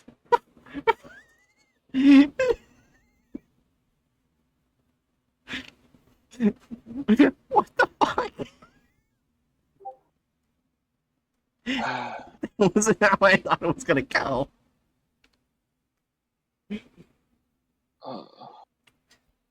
If I see two people lead me away from a ship captain, I'm not gonna continue following. Away from a ship cap? What? Yeah, because they were What's the taken into the reason? medical wing. It said they were taken into the medical wing, and he was trying to go to the ship captain. Well, yeah, but the way that you said that is Oh. like someone leading you away from the captain means that they have nefarious intent. Ah, I'm just confused at what you were getting at. gotcha. Anyways. I see what you mean, Jerry. Anyways, Be exposed. Today we bring you Euclid class subject SCP-2770. But before I go on, don't forget to subscribe to our channel so you won't miss out on any Go more fuck SCP yourself. stories. It's just, I mean, injecting someone with amnesics is kind of nefarious. Well, yeah, that part.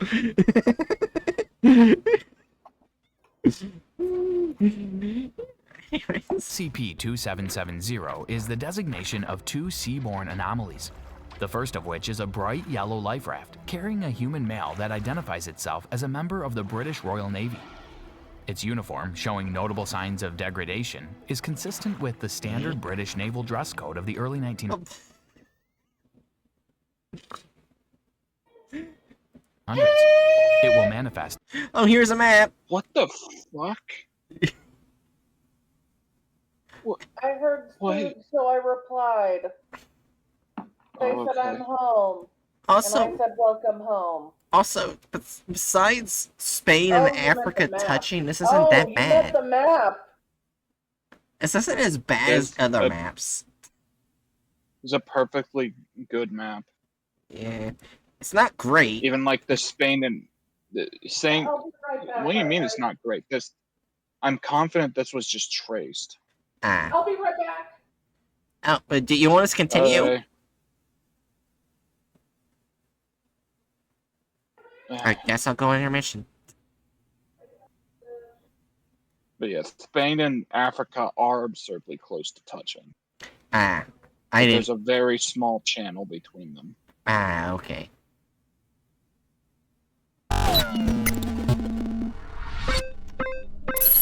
Oh, Hatchet, did you know that there was a new bug discovered in Australia? Yeah, I saw. Oh, the stick bug? Yeah. If I saw Big that, boy. I'm turning around. Even though if it's big as that, I'm like, I don't need to see something that big. But he's just a guy. He's just a dude. Yeah, but if that thing starts flying towards me, I'm going the opposite direction. Well, I mean, that's fair. They're probably not gonna, because it's a stick insect. Their modus operandi is stand there Yeah. and look like stick. I mean, it is kind of cool. I mean, if it doesn't fly towards me, Yeah. I don't mind holding it. But the second it starts flying, I'm like out of there.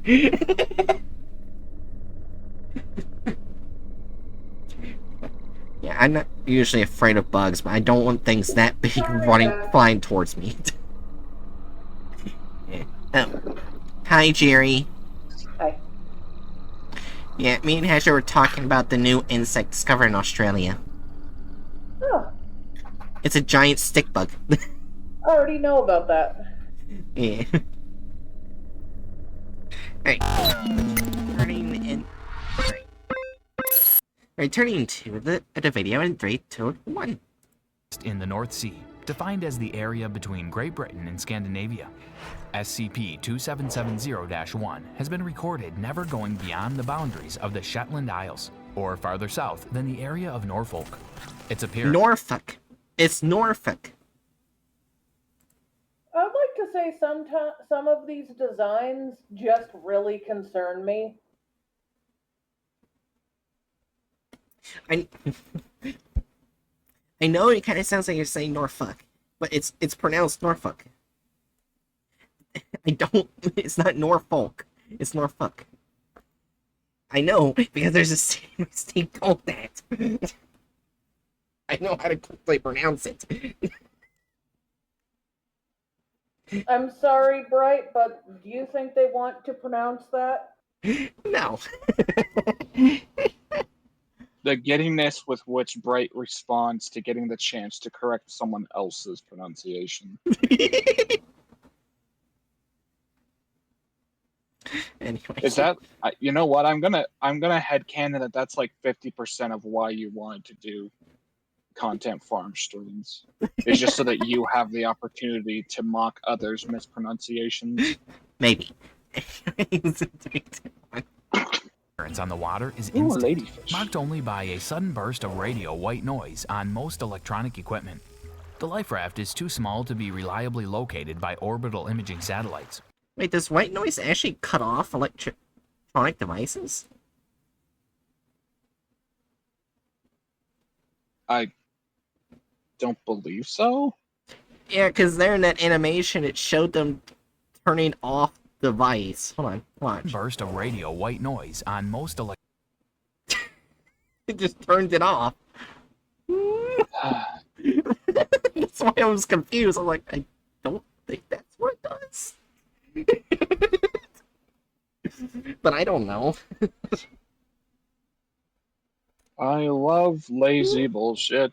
Oh my god. It's my favorite thing. My favorite thing Also, I is love. lazy bullshit. Also, I love how they do white noise. burst It's just of a radio flash white of noise. light.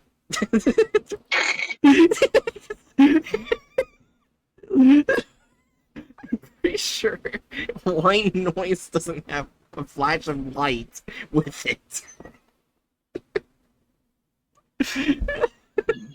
Anyway, it's a 3, 2, 1. On most electronic equipment.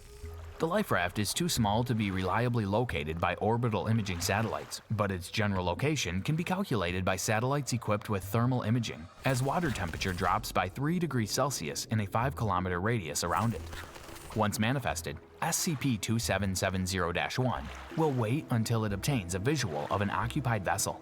It will try to gain the vessel's notice with several methods, including shouting, waving its arms, and using its uniform as a makeshift flag. If it does not obtain the vessel's attention, or is approached by a ship that does not intend rescue, it will be rapidly pulled underwater and not resurface for another 124. Wait, what?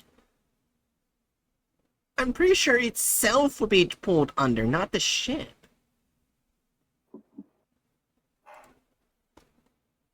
Breathe. If it does not attain a vessel's attention or approached by a ship it does not intend rescue, it will be rapidly pulled underwater and resurface within 24 hours. However, if rescued, it will initiate a boarding event and prompt the appearance of Dash 2. So they misinterpreted the article. Yeah, it's supposed to go down itself. What the fuck? Ship casually Titanics. Yeah. I love 4 casual hours. Titanicking. Yeah. However, if rescued, it will initiate a boarding event and prompt the appearance of SCP-2770-2. This is a submarine measuring 42 meters in length. It shows signs of extreme disrepair, with a thick layer of rust and barnacles coating most of the hull.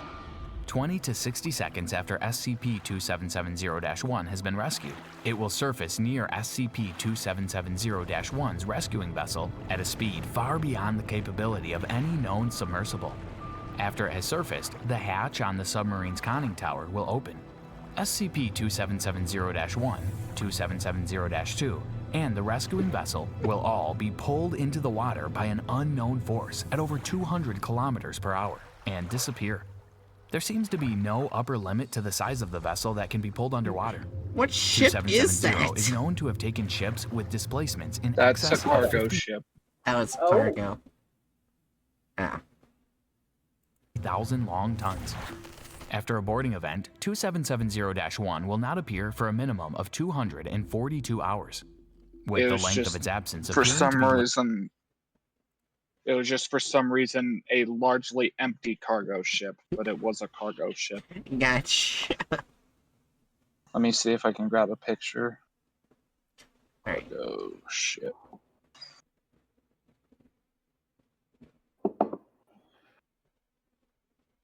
Definitely not the best drawing of one, but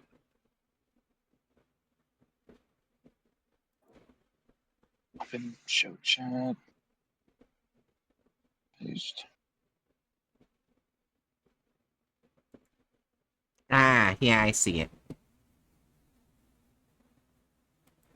Don't know why it's empty, but Right. that's what it be. 7, 3, 2, 1. linked to the size of the vessel taken. SCP-2770 was first theorized to exist in the early 1900s after a string of unexplained ship vanishings, and its existence confirmed in 1941, when the Gamma 6 vessel Panama 7 observed it interacting with a fishing trawler. However, it is believed that the object has been active earlier than 1941 due to a report published by a British newspaper. The following is an excerpt from the Glasgow Weekly Report entitled Whale Smashes Ship. A great tragedy on the seas. Glasgow. Local Glasgow. Glasgow. It's Glasgow. Oh boy, do I love Glasgow, fucking Scotland. It's my favorite destination. Fucking Glasgow, Scotland. Which I'm pretty sure is like a notoriously not the nicest city in Scotland. So does that mean if I go there, I can just punch as many people as I want? Maybe. That's like genuinely maybe. Like the main thing I know about is the fact that, if I remember correctly, Glasgow is like well known for having just aggressively violent fights between folks for different football teams or Oh. football teams, specifically like between the Irish football team and the British football team. Gotcha.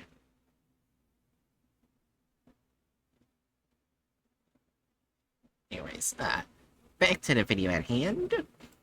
Local fishermen claim that a whaling ship off the coast rescued a castaway, only to be immediately attacked by a mammoth marine creature, fitting the description of an abnormally large whale. The whale likely punctured the ship's hull during the attack, as it is claimed that the ship sank incredibly quickly with no known survivors. The fishermen present also claim the event accompanied a sudden drop in the already frigid North Sea's waters, describing it as Arctic. The special containment procedures for the object are that all ships must be prevented from approaching it. Okay. Instances of the object are to be tracked by Mobile Task Force Gamma-6, otherwise known as Deep Feeders, via Why does the fucking satellite have ripple effects? I Ellen? don't fucking know. Why doesn't your satellite have ripple effects, huh? I don't know. 3, 2, 1. Foundation orbital assets and intercepted by Gamma-6 vessels. Anyone seen attempting interaction with SCP-2770-1 is to be detained before contact is made and administered Class B amnesty. Yeah, okay. Yeah, just we're gonna go with the hypnosis machines. That is not what amnestics looks like. Amnestics are either in a pill or in a syringe. It's not. I'm so glad to see that they're pulling from my fucking porn search history and their art design.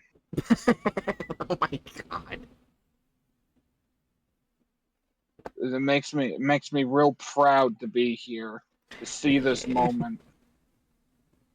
They actually started the video showing the syringe. Yeah, that's true, Sanju. So they just didn't even bother doing a syringe again.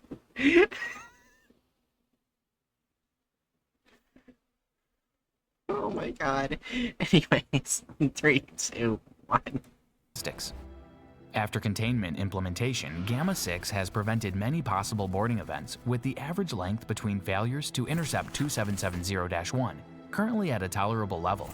A log of ships known to have experienced boarding events includes fishing trawlers, cargo ships, submarines, and even a luxury liner. All of these ships have been stricken from naval records and necessary disinformation campaigns enacted. Incident 2770-C commenced following approval from an O5 command What the agent. Operation Kitty. Apparently I was an What 05. the fuck is that sound? I don't know. Sorry, that was a plane on my side. Okay. Say, we got someone who isn't white and they're an 05. High leveling position. That's like actually surprising. Right. I am also They shocked. actually added their own headcanoned black 05 member. Yeah. I'm just waiting for the time. Rather than just Oh, sorry. go ahead. I was Yeah, gonna ahead. say I was gonna wait for the time when they showed the 05 member as just a cat. 'Cause there are depictions of that. Yeah. You were gonna say something? I don't remember what I was gonna say. All I know is that one of the 05 members is a Khajiit from Skyrim. Meow meow. Fun fact: in the Elder Scrolls, Khajiit's body plans are heavily dependent on the moon phases when they're born. There are Oh. some Khajiit that are literally just house cats, but Oh! like fully sapient thinking beings. Damn. There's others that are like basically gigantic lion creatures. Damn. I would really hate to be a tiny one of those and give birth to a giant one. Oh god. Yeah, it gives a lot of major questions. I think the Khajiit have to be really careful about when they're getting knocked up. Yeah. Also, Zanju says there's also Khajiit that are literally humans with makeup. Yeah, there's like some Khajiit that are like basically just anime cat girls and cat boys that like tend to draw on or tattoo on their own stripes to make them look more Khajiit because Yeah. otherwise they just look like a random guy, a random human wearing cat ears. Anyways, Khajiit are cool. Yeah. Is the point of this tangent? yeah, anyways, tangent ended in 3, 2, 1. Following approval from an O5 command agent, Operation Kiddie Pool was authorized Wait, on with command agent? It's just O5 command. What? Did you expect them to actually be, cogent? Anyways, 3, 2, 1. the express purpose of containing 2770 indefinitely. This operation was designed by Dr. Rudo Jacobs. Wait, hold on. Now they're using the O5 member as Dr. Fiddle Jacobs. Oh. Those are I think two at separate this point we need to give them a point on, like, contradiction. well, I was going to say, like, accuracy, because they literally called an O5 council also a Dr. Ruda Jacobs, who I'm pretty positive was not called a O5. Yeah, the containment Yeah. by Dr. Rudo Jacobs or O5 command. There's an or. They made them the same And person. I feel like that's a very important thing to get wrong. It is. Oh, the difference a single 2-letter word can make in your presentation. Dr. Rudo or. It feels like that, like, thing that people often say on how to be, you need to be careful what you say, like, or write, like, it's the difference between helping your uncle jack off and helping your uncle, yeah. Yeah, I like how it took literal seconds to not be happy about the fact that they made someone made him an O5 member. Just a few seconds turn him into a doctor. Just literal It's like- seconds. is just like yeah, congratulations, you did a good job. You added black man. That's an abnormally high bar of representation, but you're still stupid. You're so stupid, in fact, that you can't differentiate between a named doctor in the article and O5 command. Oh my god. Anyways, continue on to the video in 3, 2, 1. And a senior O5 agent, as they theorized that from observations made of 2770-1, divorcing it from any notable source of water would both render 2770-2 incapable of manifesting and remove 2770-1's ability to retreat back into the water. The operation was divided into 3 parts. First, Gamma 6 would locate and then lift 2770-1 from the water via a modified MI-26. Operating name, Lifeguard, equipped with a hooking device created specifically for the operation. Once 2770-1 was hooked, Lifeguard would then transport it to a secure location in the desert. Once it had arrived, Gamma 6 personnel would take custody of 2770-1, well isolated from any possible source of water. On March 15th, Operation Kiddie Pool commenced at 0800 hours. At the time of the operation, 2770-1 was being tracked off the coast of southern Norway and was intercepted by Lifeguard 30 minutes 12 seconds after the commencement of the operation. 2770-1 was attached to the hook without any difficulties There was and no lifted hook. out of the water with no appearance by 2770-2. 6 hours, 17 minutes later, Lifeguard arrived at the site in the desert, delivering 2770-1 into its custody. The man surrendered himself with no struggle, and 2770-2 failed to manifest. Operation Kiddie Pool was deemed a success. An interrogation was conducted 1 week later. The man had not escaped custody with its previously recorded anomalous abilities, and had been generally cooperative with staff at the site. 2770-1 was escorted into a room by 2 Gamma 6 personnel. He sat down on a chair across from a Foundation agent.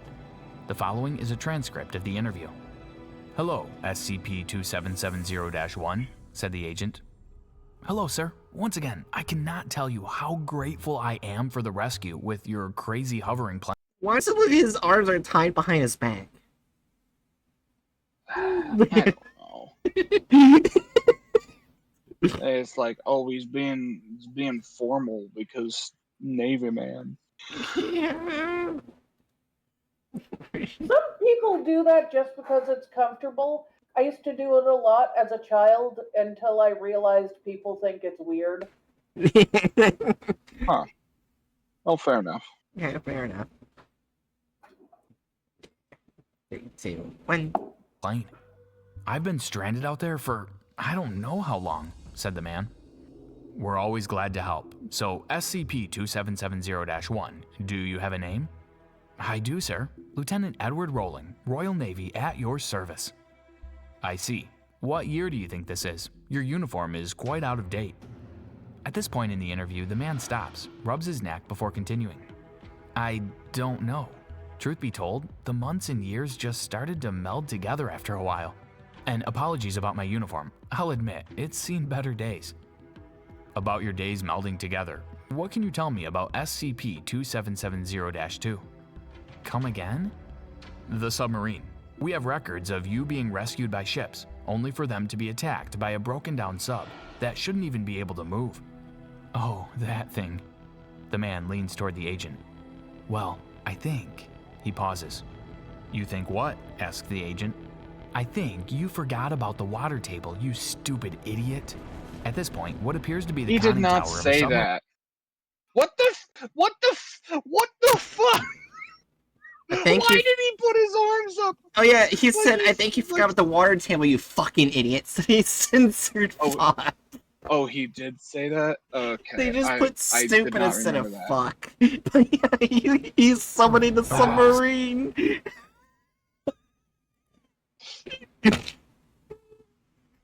I use my powers to call upon the submarine. Also, this guy was never indicated to be hostile in any way. Why are they depicting him as summoning this fucking submarine? This actually reminds me of an anime. I'm not sure if Hatchet knows it, but My Bride is a Mermaid or something like that. I remember watching it when I was younger. Because there's this one character that would summon a fucking submarine to go to school. It would just burst into the school. I'll have to look into that. It's really funny. Yeah, but anyways. We're going back to this in 3, 2, 1. It's in the middle of the interrogation room. The hatch immediately opens, followed by a total loss of communication with everyone at the site. MTF dispatched to the site finds the facility is missing. Orbital assets confirm that at the time of That's not what happened. Well, it did take the site. Oh, it did? MTF dispatched the site, redacted finds the facility missing. So yes, it did take it. Oh. Yeah, they are just continuing to read it verbatim. Yeah. Also, I forgot that they also have something similar to the Terminator in My Bride is a Mermaid.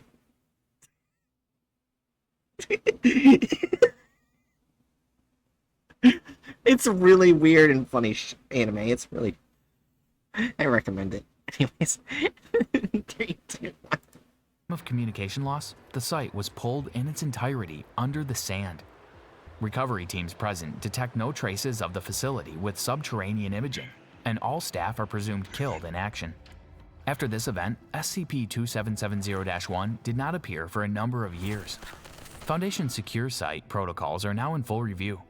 SCP-2770's reclassification to Keter has been requested, but it's still pending. What do you think of that? Shut the fuck up. Alright. So, removal of character slash license, they removed the author. But I think that's all they removed. Wait, why didn't you put two as the clickbait thumbnail? I thought we agreed on 2. Oh, was it 2? I thought it was 1. Sorry, my bad. I think we agreed on 2 because Ah.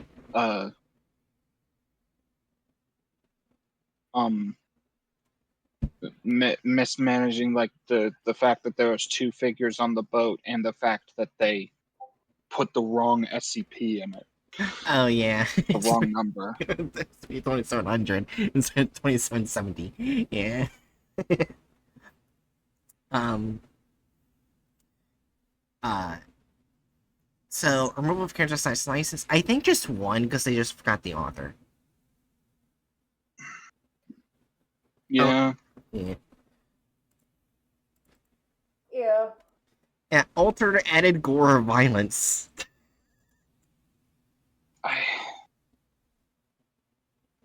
I don't know. Does the fucking hentai hypnosis machines count as added gore or violence? Or altered gore? It feels like a 1 on the added violence because that's not how it's supposed to work. I guess I agree with that. Alright. Devious from the plot of the article, well, there were 2 parts that I saw that were a bit deviated, where apparently they just sunk the ship if they don't rescue him. Yeah. As well as he looked like he summoned the submarine.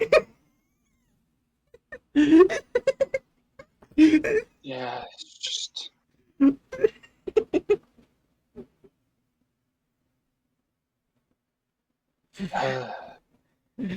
So I don't see it as a 0. I think he deviated slightly.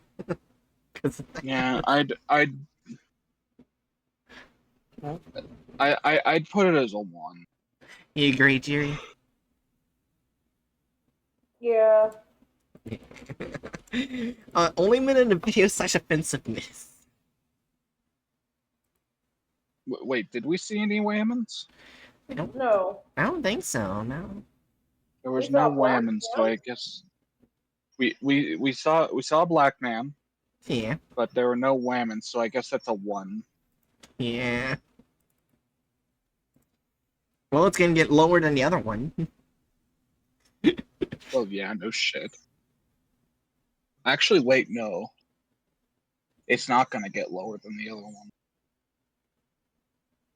It's gonna be better than the other one. Oh, wait, it's actually equal. Wait, why would it? Oh wait, yeah, it's equal. It's equal. Yeah. Alright, Jerry, you're gonna read the next one. You know why?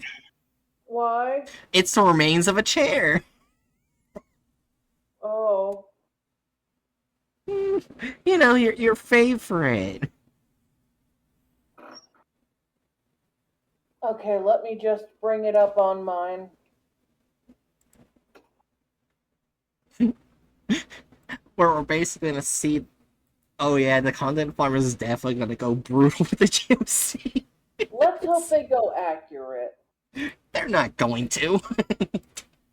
Item number SCP-1609. Object Class Euclid. Special Containment Procedures.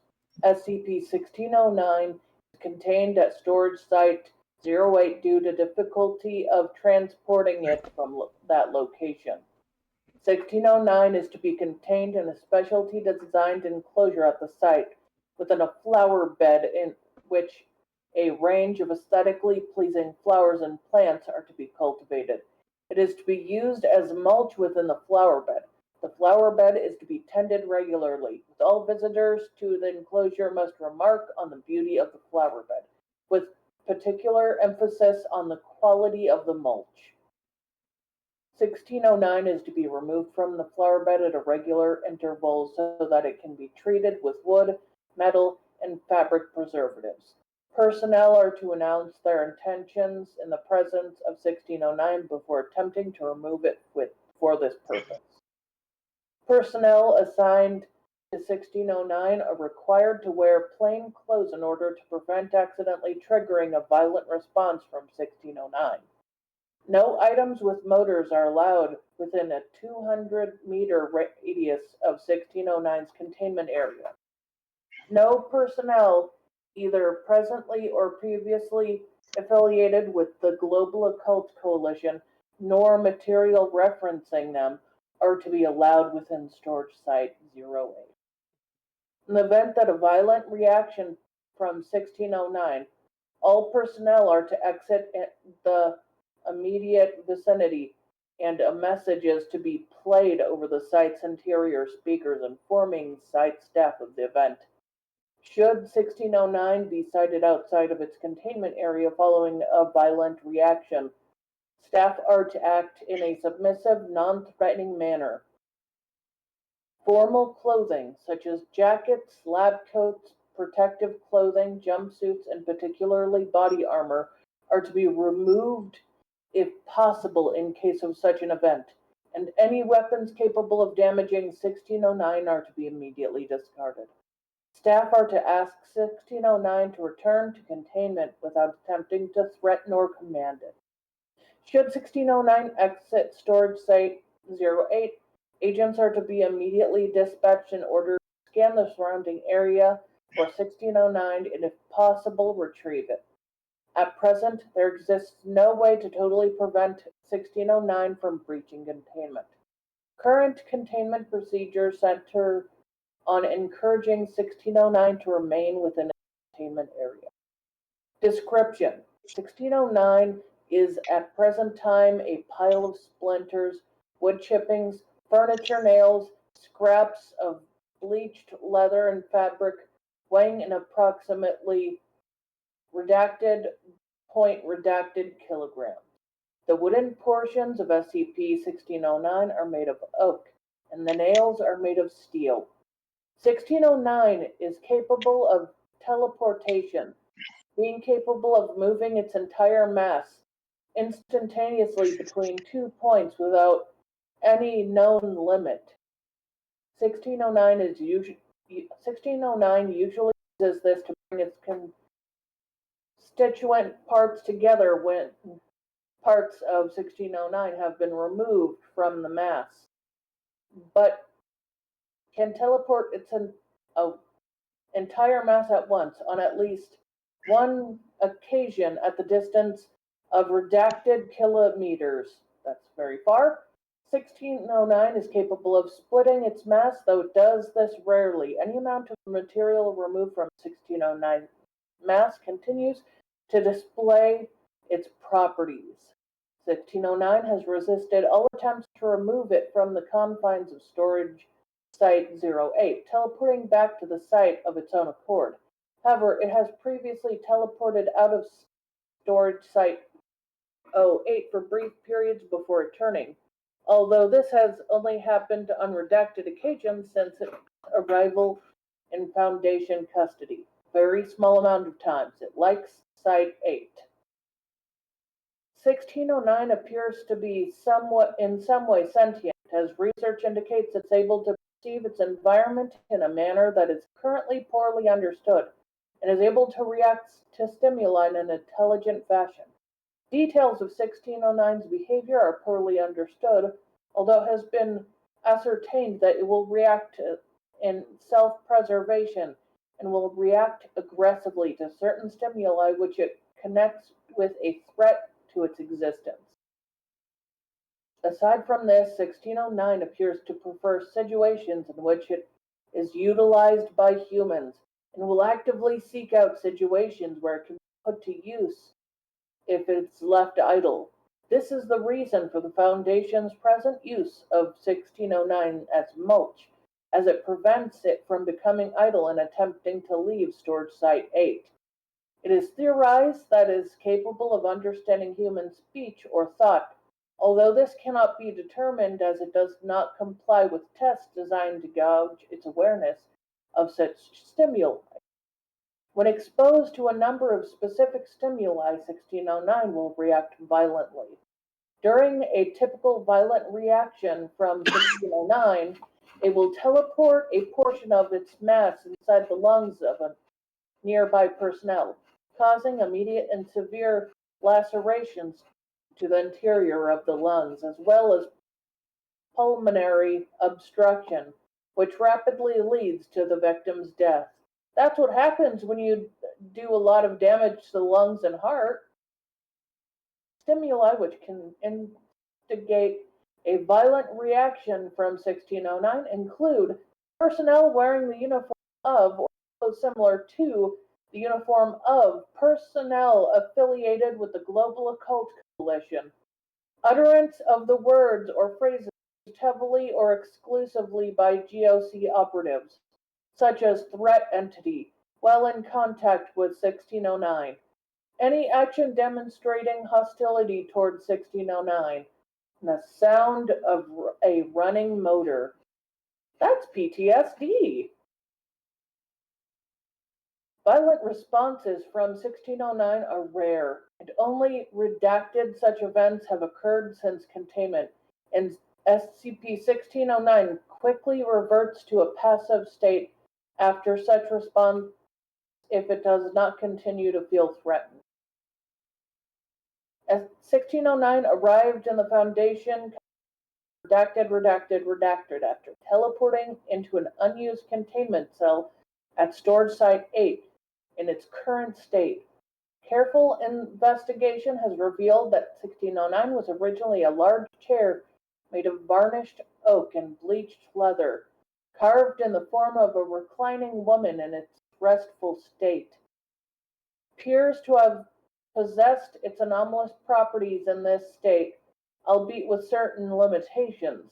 Namely, the object would only teleport when a person with a certain radius, currently unknown, felt the need to sit down or rest without a comfortable seat or chair nearby.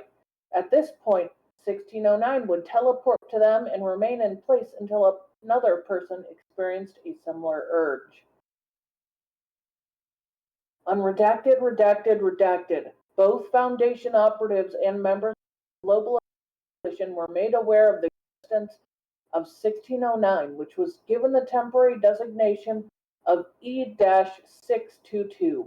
Due to the hard-to-contain nature of 1609, the possibility of its existence causing breach of security regarding the existence of supernatural phenomena, a small-scale effort to contain 1609 was launched by the GOC forces. It is presently unknown how GOC operatives captured 1609, but it is known that they succeeded in reducing the object to its current form using a wood chipper. Further attempts to destroy 1609 failed due to its properties and abilities to teleport away from the source of danger.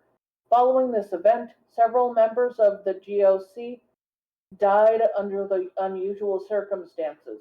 Investigation through both official channels and embedded foundations within the GOC have potentially linked 1699 to at least 3 deaths of personnel within the coalition, although the true number of casualties amassed due to their mishandling of the item is unknown. 1609 then arrived in Foundation custody. It is unknown how SCP-1609 was aware of the existence of the Foundation, although it is theorized that it entered the Foundation custody due to a low risk of further damage to itself. I partially wonder if the only times it left the Foundation custody was because they thought GOC members were nearby, then it just came back. Maybe. Anyway, document 1609-1.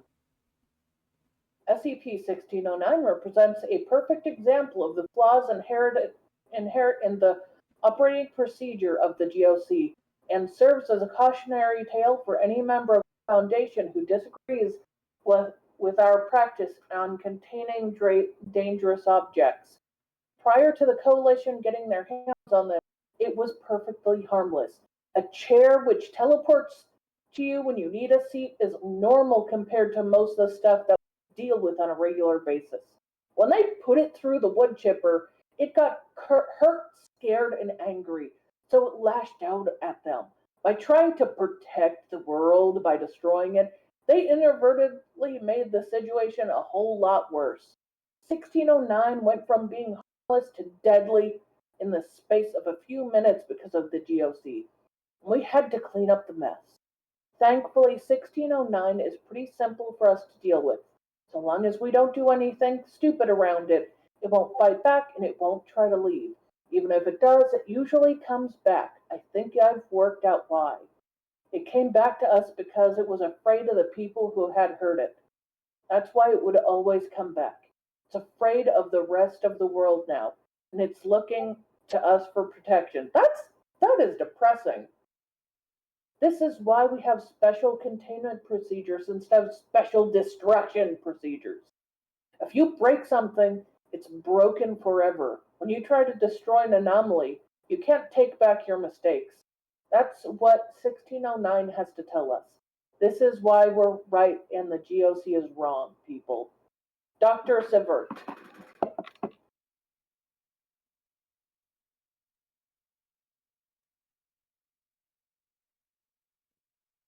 Alright, so let me just get the image now. I just realized we're doing more SCPs than we usually do. It's just onto a third. We might Yeah. have time for a fourth. All the ones we've done so far have been generally short. I think that's why we've done 3 so far. Though I will say, I am definitely not up to doing a. Okay. That's fair. Actually, like, ironically enough, when you were talking about chips going in people's lungs, I was over here coughing up a storm behind a mute. Oh god, Oh. you okay? Yeah, I'm alright. I've just got, like, my throat's been really scratchy the last couple of days for no fucking reason. Gotcha.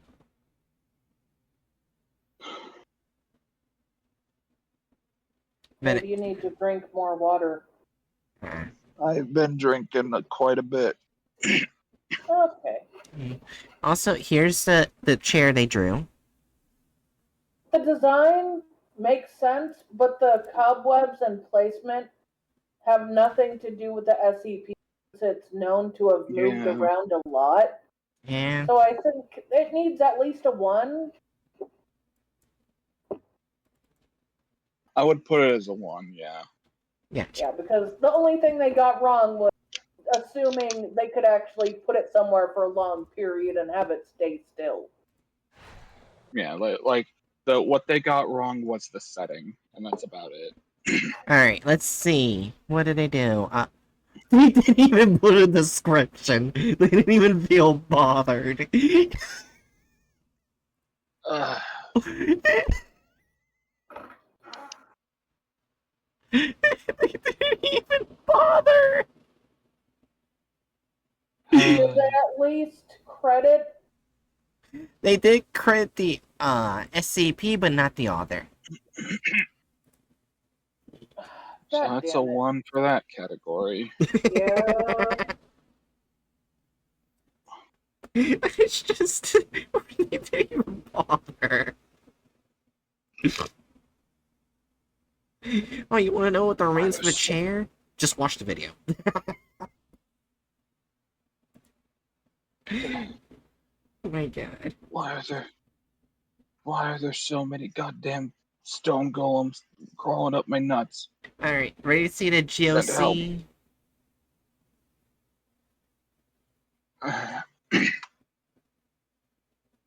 Yeah, I guess. Alright. In 3, 2, 1. At the headquarters of the Global Occult Coalition, 3 personnel were observing a wooden chair placed in the middle of the room. For the good of the entire human population, this thing must be destroyed. The personnel picked up the chair and carried it Accurate out of the and room. punchable. They took it into a neighboring room where a wood chipping machine had been placed. They fed the chair into the machine. The sound of the wood splintering and leather being chopped filled the room. It took about 20 minutes for the whole chair to be cut up, but eventually the machine wouldn't ejected the take tiny 20 pieces of minutes. wood and leather out of Yeah, the probably stomach not. inside. Good job, men. The threat entity has been eliminated.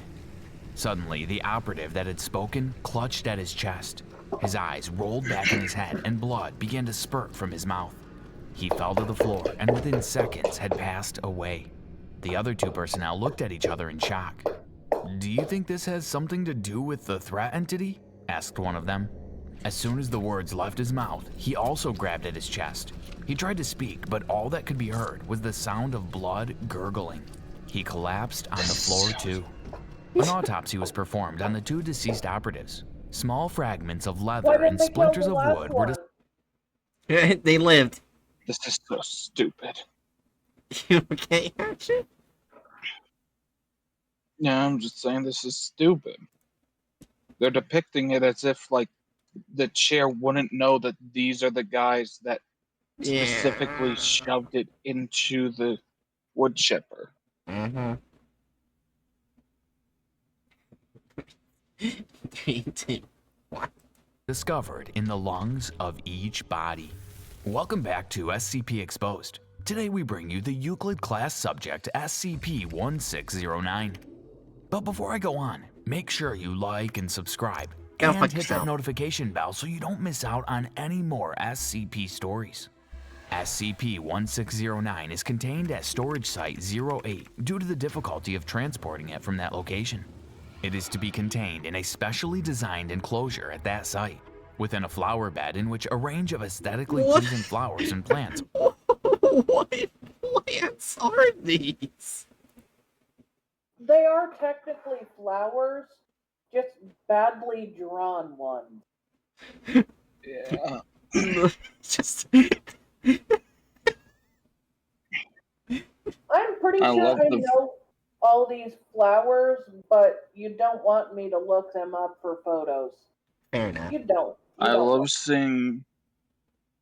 seeing multicolored dog dicks poking out of the ground. Oh my god. But I will say, one of them really annoys me because that's.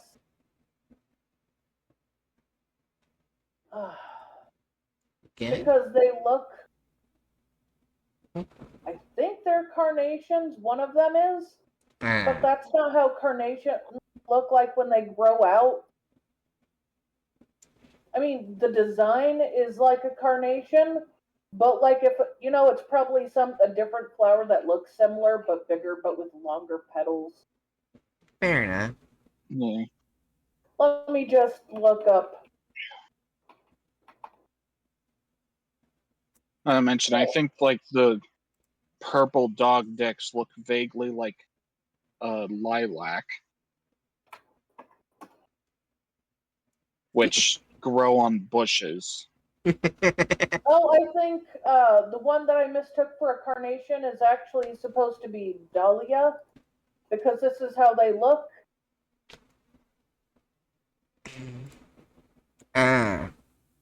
So it looks like a very ugly version of a very beautiful flower. Gotcha. Yeah. Anyways, ready to Here's continue? another picture showing how beautiful flowers are.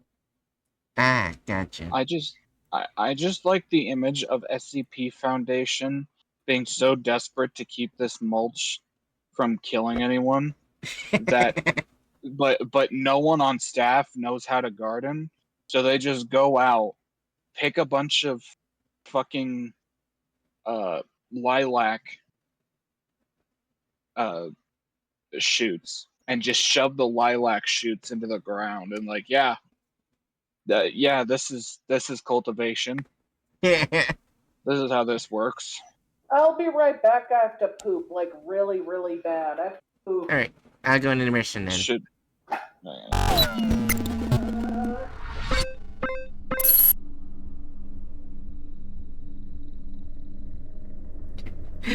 Yeah. Well, I know Jerry knows about this, but tomorrow at 9 o'clock I won't be streaming on Twitch because I'll be doing a Discord party that's 18 and up. where it's basically we're watching all of Vita Cards. Hmm. It'll happen at 9 o'clock p.m. EST. Cool. Yeah, How 'cause, long is that? I mean, a lot of the videos are short.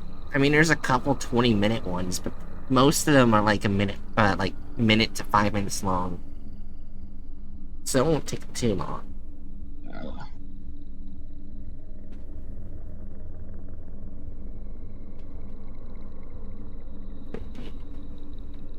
I probably won't end up joining y'all on that.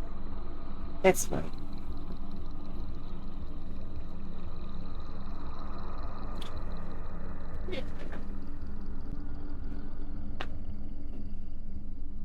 I also just don't know what I'll stream tomorrow. Fair enough. I wish Repo crowd control worked on more than just multiplayer. Yeah. So I'd love to play that solo and crowd control it.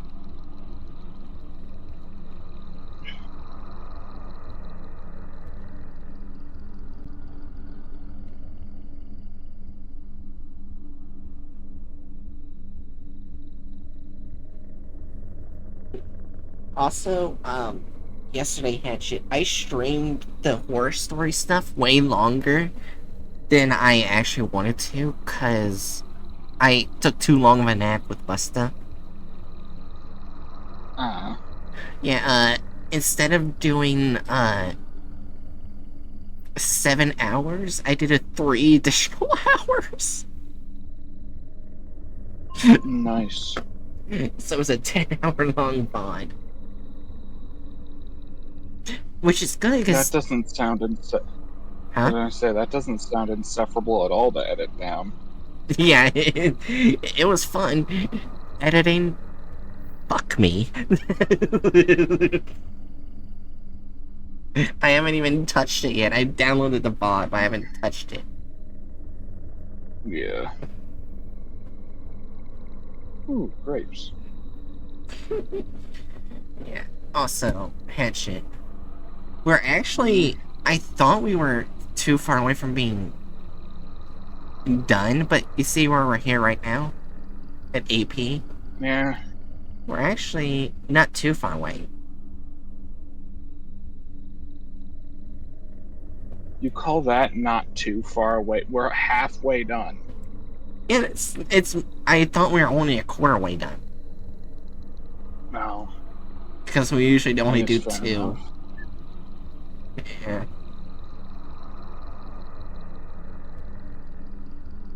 Oh my gosh, I hear Busta sleep talking. It's so cute.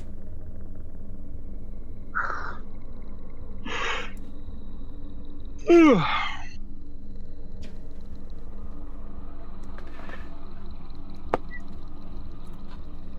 Busta being the precious baby boy.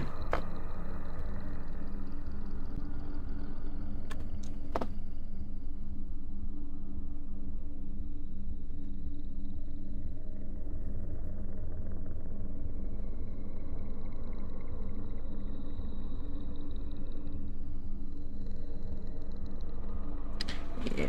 Also, I learned recently of a VTuber group that I wasn't surprised disbanded not long after it was founded. I'm guessing it's going to be the V end part of the R slur that you're thinking of. Yeah. Yeah, one Yeah, of I them saw is... Or one of them is just... Sherman Party. Yeah. I was like, well then. Seeing people who are a part of it go, I thought they were just doing it ironically, but they're not. Shocked Pikachu face. Yeah.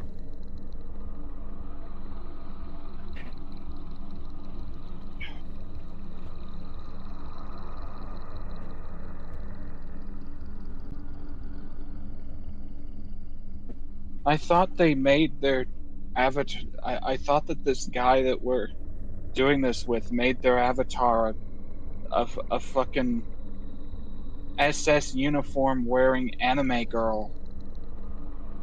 Just ironically, I didn't realize that they were actually that unhinged. Yeah. Uh,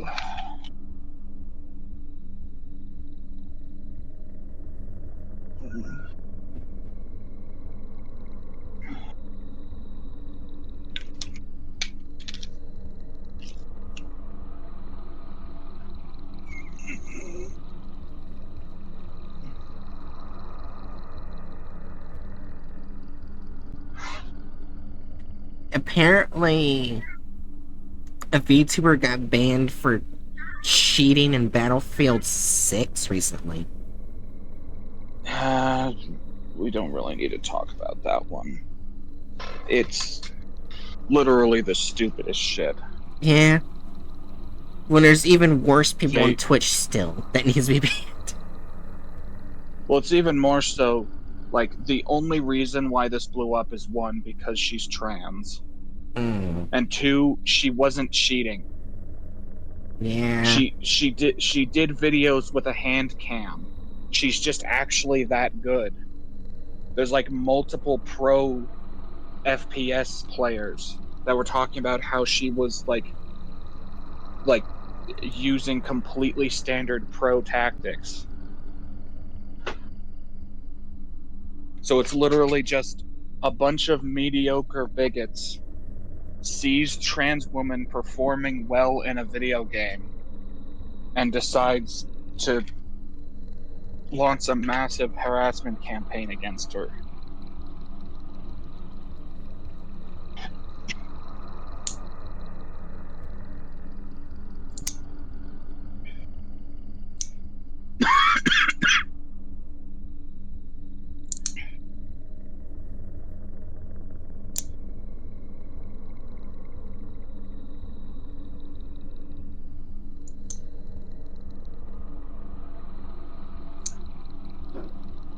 Yeah. Also, I also saw recently, I am Wildcat, tweeted about it too. Also, I'm not sure if you knew this, Hatchet, but I am Wildcat is gonna have a kid soon. I didn't know that. Yeah. What did Wildcat have to say about it? I think he was excited for it.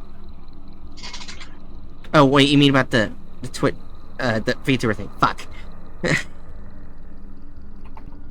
Yeah.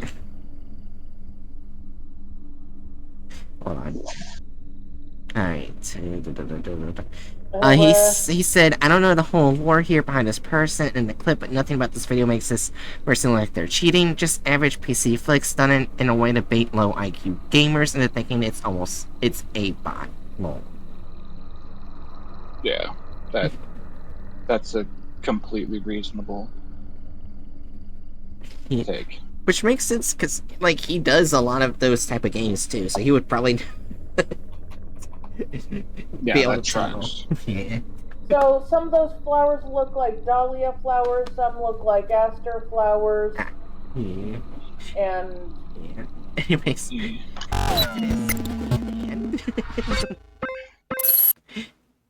You guys ready? I kind of want to find the rest of Mm. those flowers. So are you ready? Like, what is the weird blobby ones? Something could just be made up on the spot. No, I don't think that's it. Are they orchid? Like, really bad orchids? Probably. Anyways, are you ready to continue, though?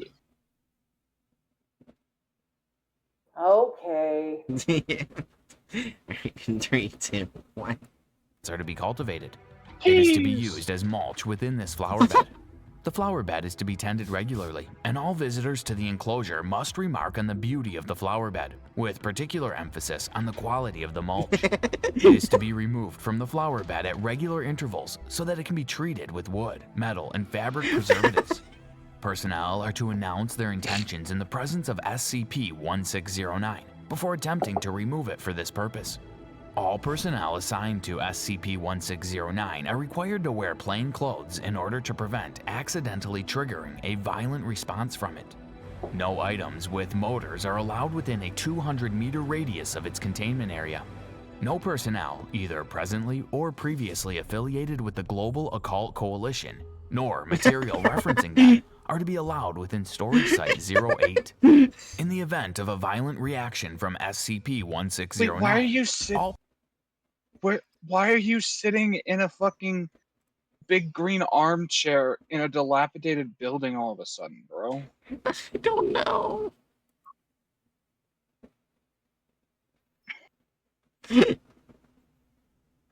But I just love how the guy wearing the GOC patch just looks so disappointed. Aww. I wanted the wood chipper the chair. And 3, 2. all personnel are to exit the immediate vicinity, and a message is to be played over the site's interior speakers, informing site staff of the event. Should SCP-1609 be sighted outside of its containment area following a violent reaction, staff are to act in a submersive, non-threatening manner. Formal clothing such as Submersive? Submersive? I'm pretty sure they said submissive. It's submissive. The fuck do you mean submersive? So yeah, they just go underwater. If you see this SCP, you must immediately find the nearest staff pool and jump in. Yeah, it's submissive. That's funny. You have to The go S- underwater. The SCP will time how long you can hold your breath. And depending on how long you hold your breath, you will be perceived as a GOC agent and be woodlunged. Oh my god. Jackets, lab coats, protective clothing, jumpsuits, and particularly body armor are to be removed if possible in the case of such an event. And any weapons capable of damaging SCP-1609 are to be immediately discarded. Staff are to ask it to return to containment without attempting to threaten or command it. Should SCP-1609 exit Storage Site 08, agents are to be immediately dispatched in order to scan the surrounding area for the entity, and if possible, retrieve it. At present, there exists no way to totally prevent SCP-1609 from breaching containment. Current containment procedures center on encouraging it to remain within its containment area.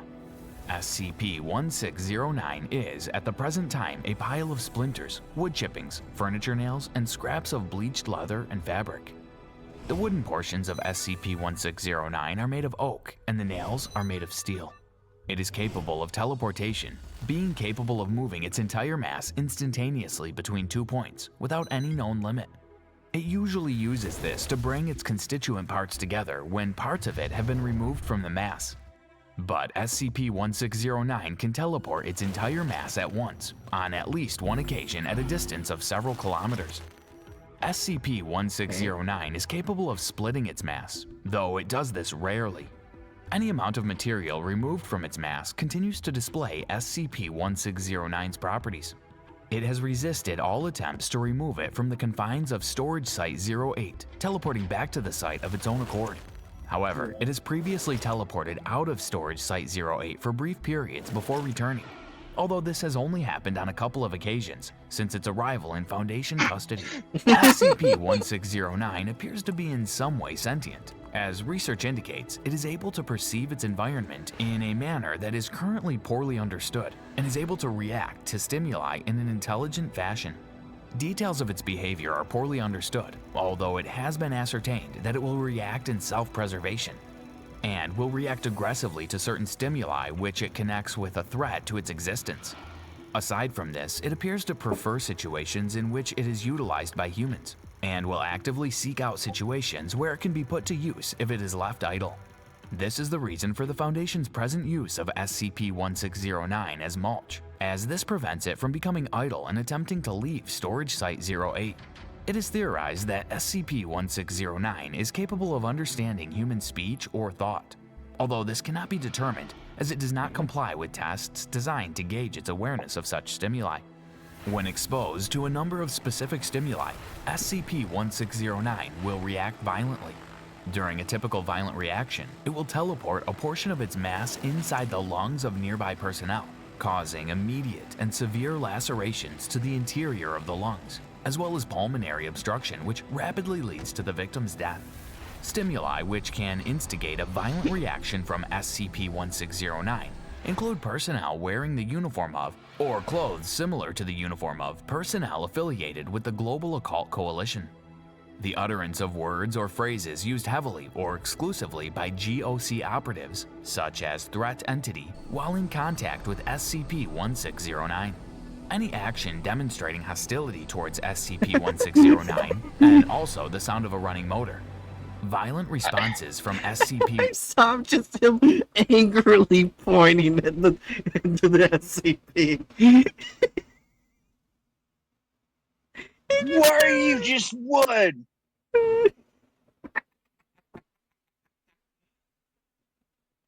I'm sorry, I didn't make you laugh too much. Anyways, 3-2.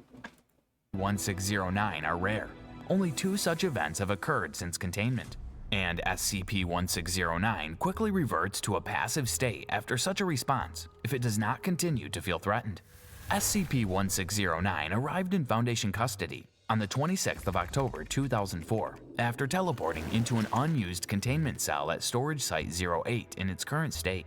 Careful investigation has revealed that SCP-1609 was originally a large chair made of varnished oak and bleached leather, carved in the form of a reclining woman in a... Wait, wasn't the date redacted? Yeah, the date was redacted. Yeah. Yeah, they're doing their standard unredacting of dates for no good reason. Okay. restful state. SCP-1609 appears to have possessed its anomalous properties in this state, albeit with certain limitations, namely that the object would only teleport when a person within a certain radius felt the need to sit down or rest without a comfortable seat or chair nearby. At this point, SCP-1609 would teleport to them and remain in place until another person experienced a similar urge.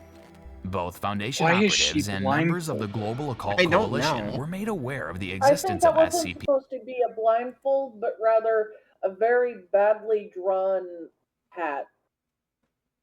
You know those weird hats? Oh, yeah.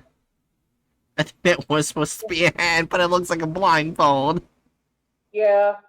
I What never the said.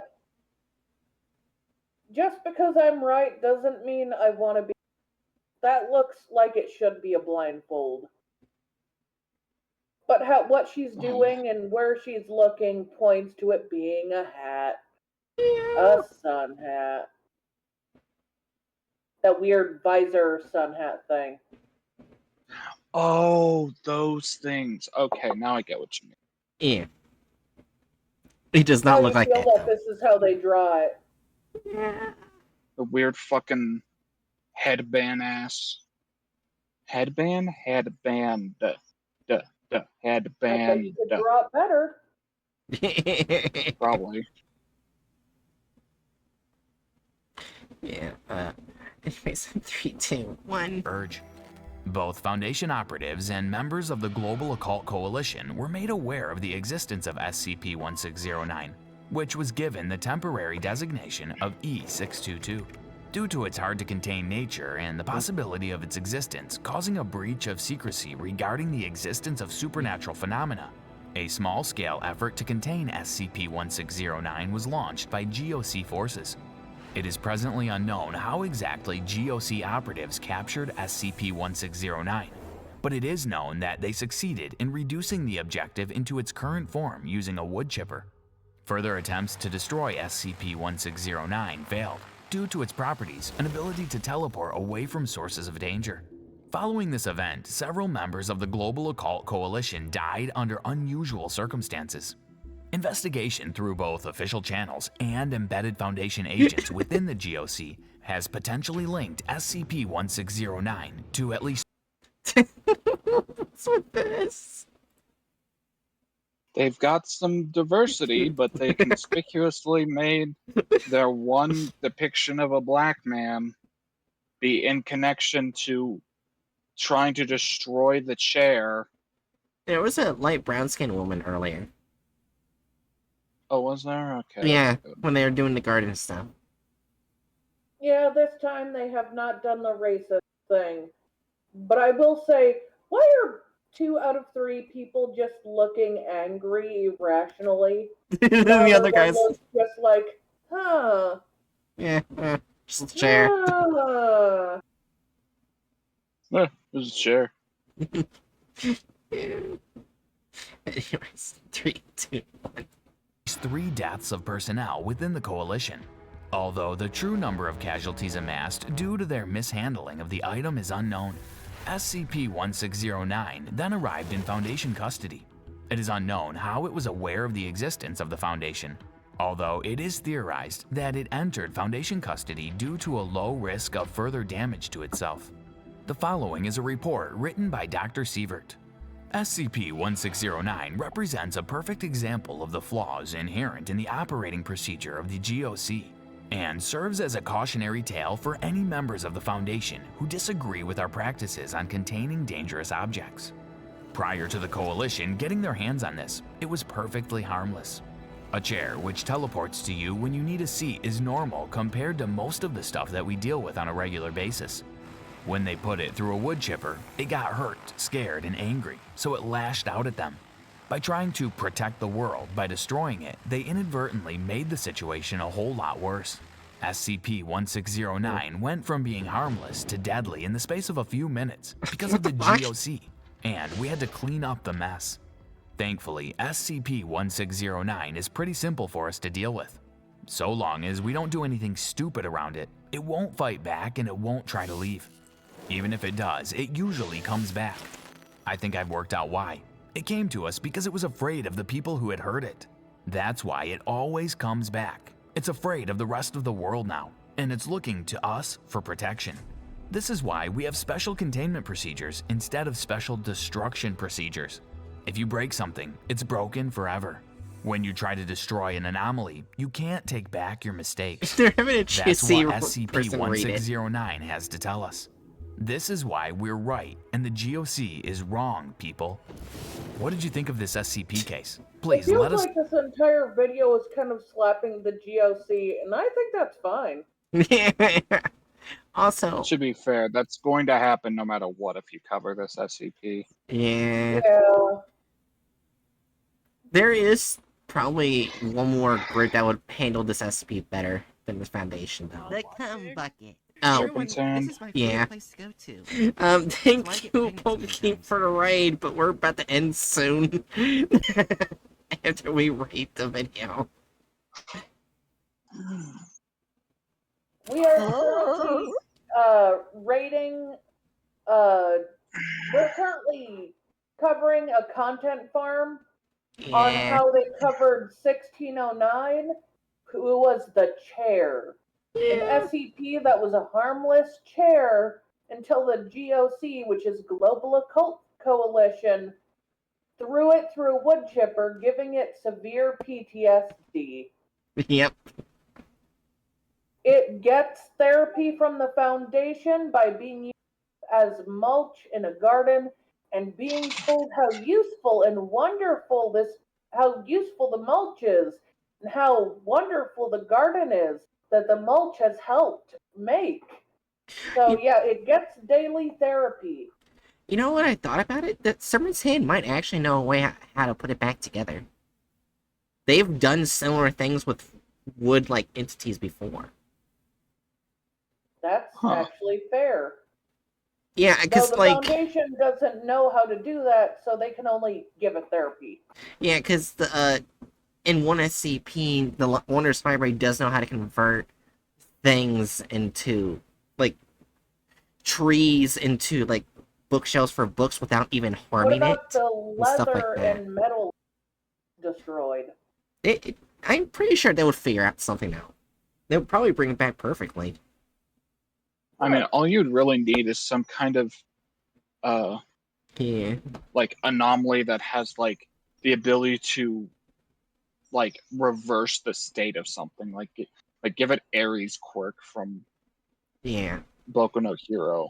Which I'm pretty Well, sure they probably Coca have. King, the content farms are by nature not good, even if they have one or two good videos, because, well, they're called content farms specifically because they cheaply and quickly make videos about the Yeah. SCP Foundation, and they cut corners. Though sometimes they make videos that have absolutely nothing to do with the SCP because they thought their idea was better than the current SCP. Yeah. Sometimes they change it specifically because they don't want to read a different language than English. Yeah, Sometimes they change details because they want it to happen in America. There was one content farm that stripped the skin off of one SCP because it had brownish reddish skin, and then they basically did as many black racist commentary on that as possible, they were thinking smart no about one that. would notice as long as they took the skin off. Yeah. But anyways, yeah, I was gonna say because the Serpent's Hand does have experts on thaumaturgy as well as reality bending. They do have magic people within their ranks. So it's not out of the realms of possibility they could put the chair back together. The only issue is the chair is too scared to leave the Foundation. Yeah. And it's not because of the Foundation, but the global occult code. Yeah. The chair has PTSD. What I'm hearing is we need to have a Serpent's Hand operative infiltrate the Foundation and go have a chat with the chair to convince it to come over to the Wanderer's Library. Yeah. That's You the know only. what? That's fair. Yeah, it's the only place that no other organization but allies of the Serpent's Hand and Serpent's Hand themselves can go in. Yeah. I still find it funny how the Serpent's Hand is so low, like, so few people, as well as weaponry, it can still keep big organizations like the GeoSync Foundation out the Wonders Library. Yeah. Like a big middle finger. But anyways, back to the SCP at hand. Removal of character / license. They did remove the author and didn't even put a description.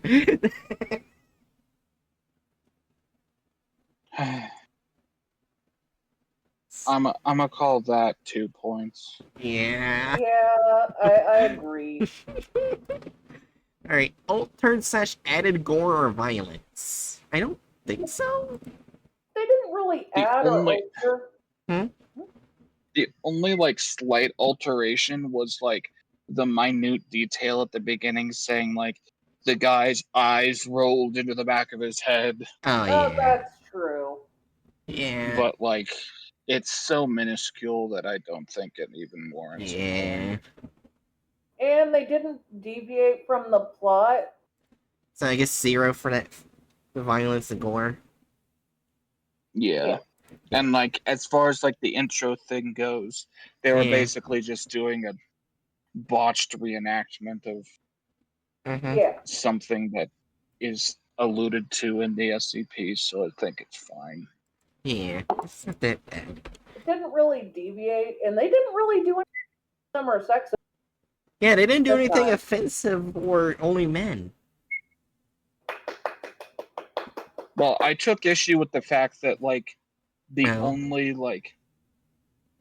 only black man we saw was specifically someone that was killed by the chair for being Oh, in the yeah. GFC. That is true. Let's put a 1 for that. Yeah, I can Because see that. They do have this weird, like, this one specifically, the SCP Exposed, has a weird history of getting weirdly racist with black people and making them extra aggressive. Yeah. Uh, As like specifically like in this case, Mm-hmm. like the best way I can analyze this is effectively like a toned down version of the black guy always dies first trope, Yeah. and at worst playing very directly into aggressive black guy stereotypes. I will say, compared to the past few streams, okay, this when was one's the not last that time bad. we got an 80? Yeah, we got It 70, might be 70, the first 80. 80. Yeah, yeah, but compared to the last few streams, we actually got high ones. Yeah. Now, it's going to continue like this? Probably not. No, I think this would of be course like no. a normal D in Japan. Normal D in Japan. I wasn't prepared for that. But yeah. Well, Hatchet said 70 would be like a D minus. That's why I said 80 would be like a normal D. Yeah, anyways, going to Well, ending. no, I think like I think what it would be is like anything through the 70s would be like the D range. Oh, Like anything through the 80s would be the the B B range? range. Oh. Yeah. Okay, then it would be like a I think B minus. I think no, not through the 80s. Through the I don't remember. I'm tired. My head hurts. That's fair. Okay. Anyways, let's go to ending soon, and I'll see who I can raid. In 3, 2.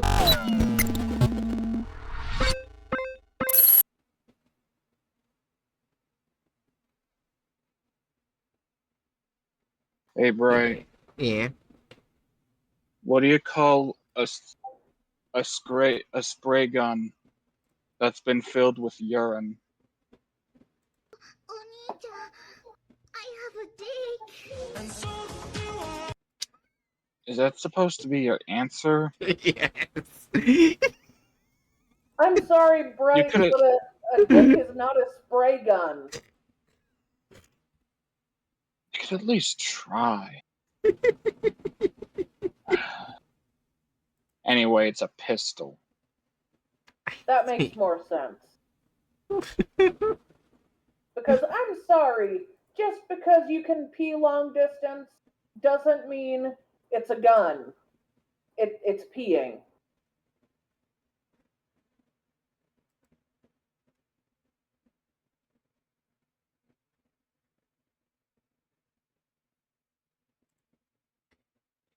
Did I make things awkward? Maybe. No, I think Bright made things awkward. Yeah, that's actually tracks.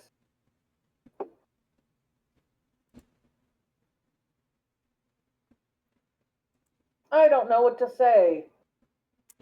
Only that. Yeah, I'm not gonna say an ending message. Nice. I have no nice things to say. I have anger in my heart and a hate for the Catholic Church. Fair enough.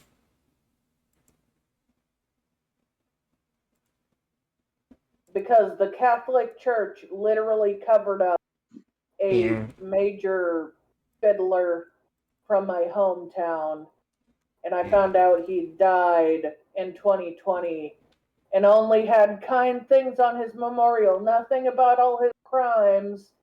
Everyone just loved him. He died peacefully surrounded by family. That's fair. Hatchet, do you have any last words for stream?